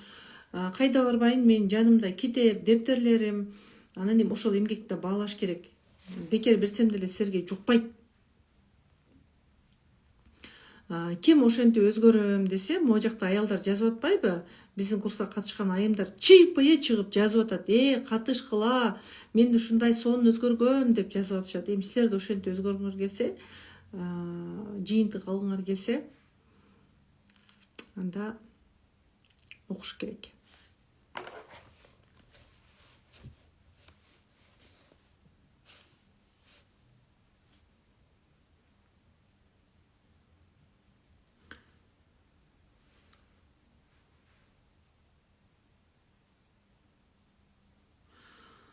Ошондой эле аялдарды карасаң, макияж сабагыбыз да бар. Билгендер бар, билбегендер барсыңар. Макияж сабагыбызды беребиз VIP тарифине катышканда. Мисалы, мен макияж сабагын үйрөнүү үчүн 3 саатка 5000 сом төлөп барганмын. Барганга убакыт, үйрөнгөнгө убакыт, келгенге убакыт жана 5000 сом төлөдүм. Ошол сабакты мен жакшы макияж жасаган атайын адистен видео сабак тарттырып алдым, тартып бергиле деп. Улуулар кандай жасайт, кичүүлөр, жаштар кандай жасайт, вечерний макияж кандай болот, күнүмдүк макияж кандай болот, сонун кылып туруп видео тартып берген. Ошол сабакты алып, силер да жакшынакай болуп, бетиңерге уход кылып, жакшынакай болуп, сулуу болуп боенуп жүргүлө. Салонго барам деп деле кыйналбайсыңар, үйдөн отуруп алып сонун болуп үйрөнүп аласыңар. Бет массажы дагы аябай күчтүү. Массажистка, менин массажисткам жана йога тренер Рыскан үйрөтөт. Бүгүн катталгандарга бонус бар. Жалпы айым сыры курсу 6990 сом. Бүгүнкүгө. Ал айым сыры курсу негизи 30 000 сом. Айым сыры курсун аялдардын чөнтөгүнө ылайыктуу кылып түзгөнбүз. Мисалы, бир жериңер ооруп калат, бир опушение матки болдуңарда, мен опушение болуп калдым деп бардың эле, сени анализге жөнөтөт турабы? Анализ дагы тапшырасыз, УЗИден да өтөсүз, гинекологко креслого чыгасыз аныкташ үчүн. Канча убактыңар да кетип атат. Ал эми бул жактан если геморрой болсо, геморройуңуз да кетет, жатыныңыз да көтөрүлүп калат. Анан бир күн эле чачыңыз түшпөй калган болот, тырмагыңыз сынбай калган болот. Айтмакчы, төмөнкү булчуңдарыңар карарып калат го. Төмөнкү булчуңдарыңар дагы агарып сулуу болуп калат. Губаларыңар дагы чойлуп бир нерсе болуп карарып калат го. Губаларыңар да жакшына болуп калат. Курсагыңар салбырап кеткен болсо, курсактарыңар тартылып калат. Мындай сонун болуп калат. Жашарып каласыңар кадимкидей. Акция менен бар болгону ушул бааны кармап калышыңар керек. VIP курсу буюрса 12 000ге чыгат. Азыр 6990 сомдон жетишип алып калсаңар болот. 75 жаштагы катышса болот. Жаш куракка чектөө жок.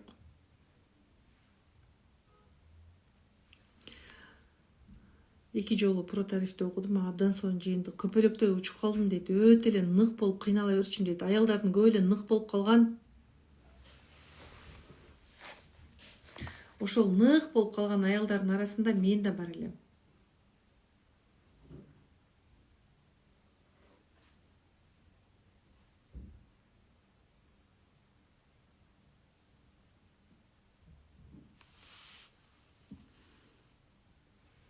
990 сом бүттү, эми 990 сомдук курстарды өткөрбөйбүз.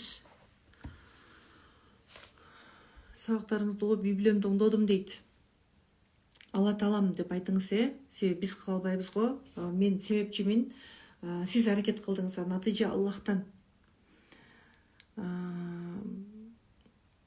Жолдошум мага мээрим бергенин айтып жеткизе албайм дейт.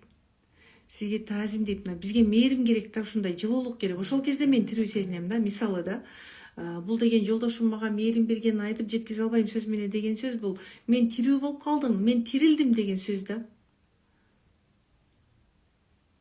Офлайн курс барбы? Ооба, офлайн курс бар. Офлайн курс толгон. Алдыда 30-ында башталмак, 30-да толуптур, элхамдулиллах. 5-январга дагы толуптур. Төрөгөндөн кийин канча убакыттан кийин дейт. Төрөгөндөн кийин ошо кан азайганда катышып базовый көнүгүүлөрдү жасайсыңар, бирок 40 күнгө чейин йога жасабайсыңар. Сабактарды угуп бересиңер. Балаңар кичинекей го, лялька го, как раз азыр тыңыганча сабактарды угуп, мээңерди өзгөртө бересиңер.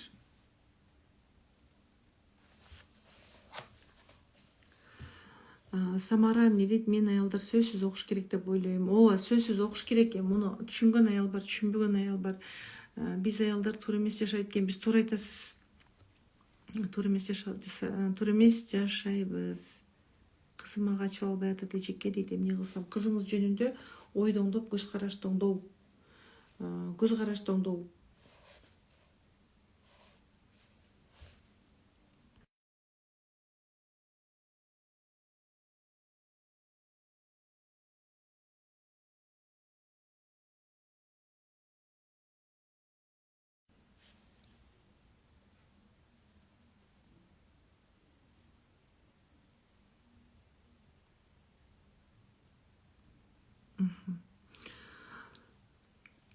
Бөлүп төлөө үчүн М+ бар. М+ менен төлөсөңөр болот.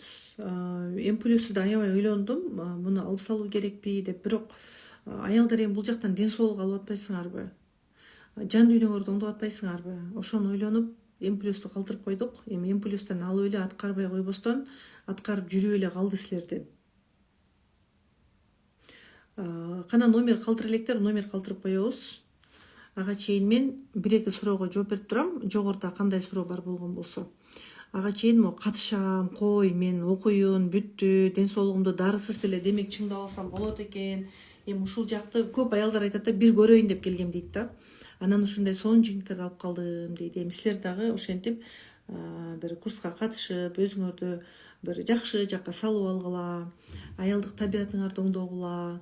Мындай гүлмүңдөп десе, флирт көрсөтүп эле көзгө көздү сүзүп гүлмүңдөп эмес, мындай өзүңдү жакшы сезип, өмүрдөн рахат алып гүлмүңдөп, эми аял кишиге мостоюп жүрүүгө караганда жылмайып жүрүү жакшы жарашат эмеспи? Жылмайып жүрүү үчүн биринчи жүрөк жылмайыш керек да. Баягы көкүрөк бар, көөдөн жок деп коет эмеспи? Көөдөн өлүп калган болсо, кара казандай болуп деп баягыдан бери айтып атам го, таштай болуп калган болсо, сенин көзүң күлбөйт.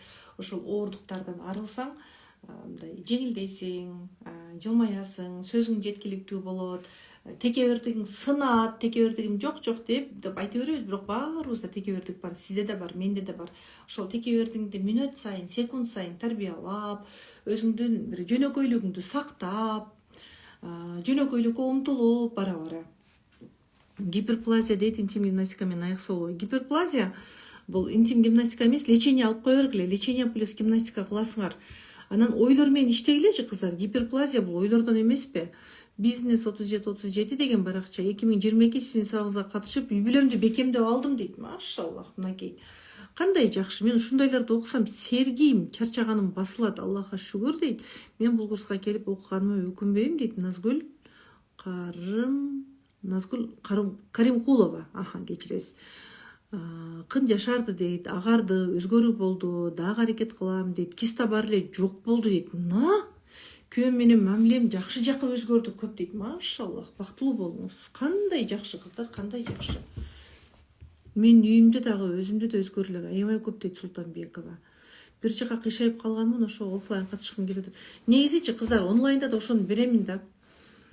Онлайн деле катыша берсеңер болот, офлайн деп күтө бербестен. Онлайндан деле мына отустар разместер көрсөттүм го, булардын баардыгы онлайндагы эле отустар. Уйкум качат, кандай совет бересиң? Тоже айым сыры. Бир эле айым сыры. Уйкуңуз жакшырып калат. Мондай отзывдар толтура. Кыздардан сурасаңыз, ушундай отзывдарыңан берчи десеңиз, таап берет. Азыр эми мына 21, 22, 23, 24, 25, 5 жыл экен даже. Мына 5 жыл ичинде уже кандай десеңиз дагы отзывдар бар. Сахарный диабет десеңиз ага бар, рак десеңиз ага бар, гиперплазия десеңиз ага бар, кистага, миомага, аденомиоз, уйкум качат дегендер, грыжа, муун кыйшайып калгам дегендер эми баарыңар ушундай көйгөйлөрдөн баардык эле аялдар жыйынтык алып атат. Сиз дагы аласыз. Опушение 4 степень дейт, онлайндан айгабы дейт. Фируза, канча жаштасыз? Эгер жаш болсоңуз үйдөн жасап кете аласыз. Улуу курактагылар офлайн эле келген жакшы. Про тарифте бет массажы барбы дейт. Бүгүн катышкандарга бонус кылып беребиз деп атат биздин команда. Мүмкүнчүлүктөн пайдаланыңыздар. Эндометриоз кетеби дейт. Кетет. Иштеш керек, сезимдер менен иштеп, активный болгула, акчаны салып коюш оп оңой. Акчаны тык которуп койсом, мына 1 мүнөткө жетпей которуп коет экен. Маселе өзүң менен иштөөдө. Мында уялыш керек. Акча салып коюп курска катышпай атасыңарбы? Сабактарды кылбай атасыңарбы? Курска катыштым деп айтпагыла да, уят. Дайым уят болот. Сер уялбасаңар биз уялабыз. Запор болуп жүрөм көптөн бери, кандай кылам? Эмне кыласыз? Айым сыртына катышасыз. Мен ажырашым деп кеткен жер менин үй бүлөм жакшы жакка өзгөрдү. О, Самара, машаллах. Карагылачы, кандай жакшы. Кандай жакшы. Шүгүр, альхамдулиллах. Онлайн 4 жолу сатып алдым дейт Султанбекова. Во дейт, өкүнбөйсүңөр, окугула дейт. Мына жазганын карагылачы Султанбекованын не деп жазып атат? Окугула деп чипи чыгып атат. Мен да йога менен баардык кыйынчылыктан кутулдум дейт. Машаллах. Жалаң отзыв болуп атат го могу жагы. Сонун экен дейт. Муун ооруну жеңип жатам дейт. Оорубай калдым дейт. Машаллах. Эмнелер даярдап алганыбыз жакшы дейт. Азырынча эч нерсени даярдабасаңар болот. Дептер аласыңар, чоңураак дептер алгыла, анан ичине жазганга мындай жугумдуу дептер алгыла. Жугумдуу дегенде өттө мындай, кандай десем, мода сызыктары өттө билинип атат го. Мындайга жазган кичине жүдөмүшүрөөк. Анан аппак баракты алып албайбыз, жука баракты алып алып билбейм. Мен конспект кылганга атайын Кытайдан алдырам дептерди. Жакшы көрүнөт, тунук көрүнөт, жазсаң чарчабайсың. Жакшы чоң дептер тандап алгыла, арзан эмес, жакшысын. Ички барактары жазганга көзгө ыңгайлууну тандап, дептер ручканы эле ушул калың бир дептер жетпейт, бирок точно. Жакшы аябай аракет кылам дегендерге бир дептер точно жетпейт. Бир канча дептер жазгандар бар кыздар? Бир 10 дептер жазгандарды көргөнмүн да. Нерв менен органдарга жардам береби? Жардам берет, ал сиздин көз каранды. Мен кудай эмесмин, мен жеткирүүчүмүн. Ошол курстагы бар нерсени алсаңыз, нервге жардам берет. Болгону аткарыш керек, башын баштап, аягын таштап койбош керек да. Тамак жесеңер аягына таштабайсыңар го, тойго барсаңар бүткөнчө отурасыңар го, дасторкон жейилип кеткенче. Ошондой кылыш керек. Боор, бөйрөккө жардам берет. Негизи кыздар, сезим айым сыры дене жана жан дүйнө менен иштөө. Биринчи биз Асылзада айымдар академиясы болуп ачылдык. Андан кийин карасак, аялдарда бөйрөктөр айыгып атыптыр, боор айыгып атыптыр, рактан айыгып атыптыр, сахарный диабеттен айыгып атат, могу опушение матки, зара чыгуу, могу геморрой, жел чыгуу, кын булчуңдарынын боштугу, запор дегендерди айтпай эле коелу да. Андан да серьезный оорулардан айыгып атышат. Уйкусуздук, шок состояние, өзүнө кол жумшаган аялдар өмүргө кайтып. Анан биз борбордун атын алмаштыргыбыз келди, бир дагы да элге жеткиликтүү болсун деп. Биз жан дүйнөнү жана ден соолукту дарысыз чыңдоо болуп өзгөрдүк. Барып катышсам болобу дегендерге азыр офлайн жабык, ошон үчүн онлайн деле катыша бергилечи. Офлайнга келгендерге деле айтам, онлайнда катышып алсаңар өзүңөргө жакшы деп. Офлайн эми экөөнө катышып алсаңар андан жакшы. Акыркы степень опушение таякта жүрөм, жардам болобу дейт. Эми таякта жүргөндө эмне үчүн таякта жүрөсүз билиш керек да. Мисалы бүгүн бир аял келди, таякта жүрөм деп. Ал аялга мен биринчи жан дүйнөң менен иште деп айттым, консультацияга жазылды. Андан кийин гана көнүгүү жаса деп айттым да. Эмне үчүн таякта жүрөсүңөр билиш керек. Эже туура дейт, сиздин техникалар баары 100% иштейт дейт. Бул аябай иркелген, аябай электен өткөн техникалар чынында. Иштелип чыккан, майы чыккан техникалар да. Аденомиоз кетти дейт, киста кетти дейт. Чалбаева деген айымда бул жакта отзыв бар. Аденомиоз, киста кетти дейт. Молодцы. Полип менен дагы лечениеди алып коюңуз. Лечение плюс дагы сезимдер менен иштеп коюңуз. Жакшы кыздар, мына кимге курс керек болсо өзүңөр кайрылгыла, өзгөрүү, ден соолук өзүңүздөргө керек. Могу номерге кайрылгыла, номер калтырай электер. 631 610. Мына номер калтырай электер. Ушул номерге кайрылабыз, ушул номерди скрин кылып алыңыздар, жазыңыздар. Ким өзгөрөт эле, ушул ден соолугумду дарысыз айыктырат элем дегендер. Баланы алып койгондо канча баланы алып койгон дейт. Ошондо түшүнбөй калдым. Кенен жазыңыз. Гинекологко барып келиш керекпи? Интим гимнастика кылуу үчүн 7 ай болуп төрөгөн. Мен барып койсоңор андан жакшы болот. Гүлмира айым, баардыгыңыздардын жазгандарыңыздарды окуп атам. Мынакей бул жакта дагы бирөө жазып атат. Абитова.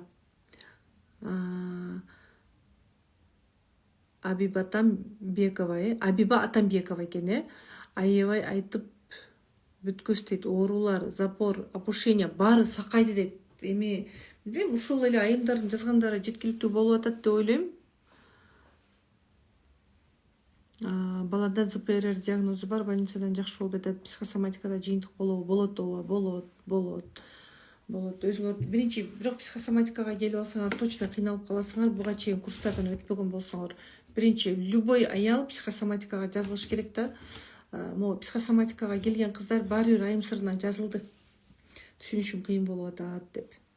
Биринчи айым сырынан жазылып алгыла. Психосоматикага ансыз да көп аял ала албайм. Баардыгы ушул айым сырынан өткөн аялдар болсо дейм да. Себеби иштеши оңой болот. Айым сырынан өткөн аялдар бир оңой алып кетишет психосоматиканы. 7 жылдан бери стоматит менен ооруйм. Ай сайын тилим яма болуп оюла берет дейт. Ай сайын тилиңиз яма болуп оюлган сайын көрүнгөн дарыны сүртөсүз, сүртпөгөн дарыңыз калбады. Аптекадан аптеканын эшигин кагып атасыз, врачтан врачтын эшигин кагып атасыз. Стоматит бул ошол кимге эмне айта албай атасыз. Бир керексиз сезимдер, мындай кандай десем, ичиңиздеги ый сезим бар, или бир злость, агрессия бар. Ошол сезимдер дарегине жетиш керек. Барбы жазсаңыз, могу Валижановна, ичиңизде бир ый сезим бар, ошону чыгара албай атасыз сыртка, или бир гнев бар, гнев сыртка чыкпай атат. Матка жок, кандай гимнастика кылсам болот? Айым сырындагы гимнастикаларды кыласыз. Болгону матканы алганга 1 жылдан ашык или 1 жыл убакыт болуш керек. Боюмда бар угроза, прям уже походу. Жок, анда кылбай туруңуз.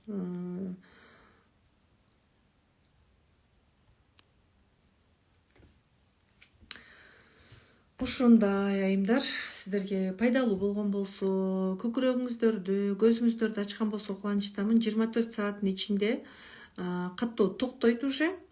Ким катталам десе, шашылыш катталып калгыла.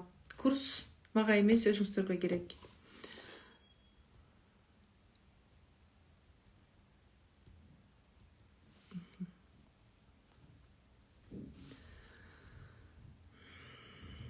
Кээде биз аялдар апанын или ата тектен келген сезимдер менен ооруйбуз. Ошон үчүн Куранда деле бар.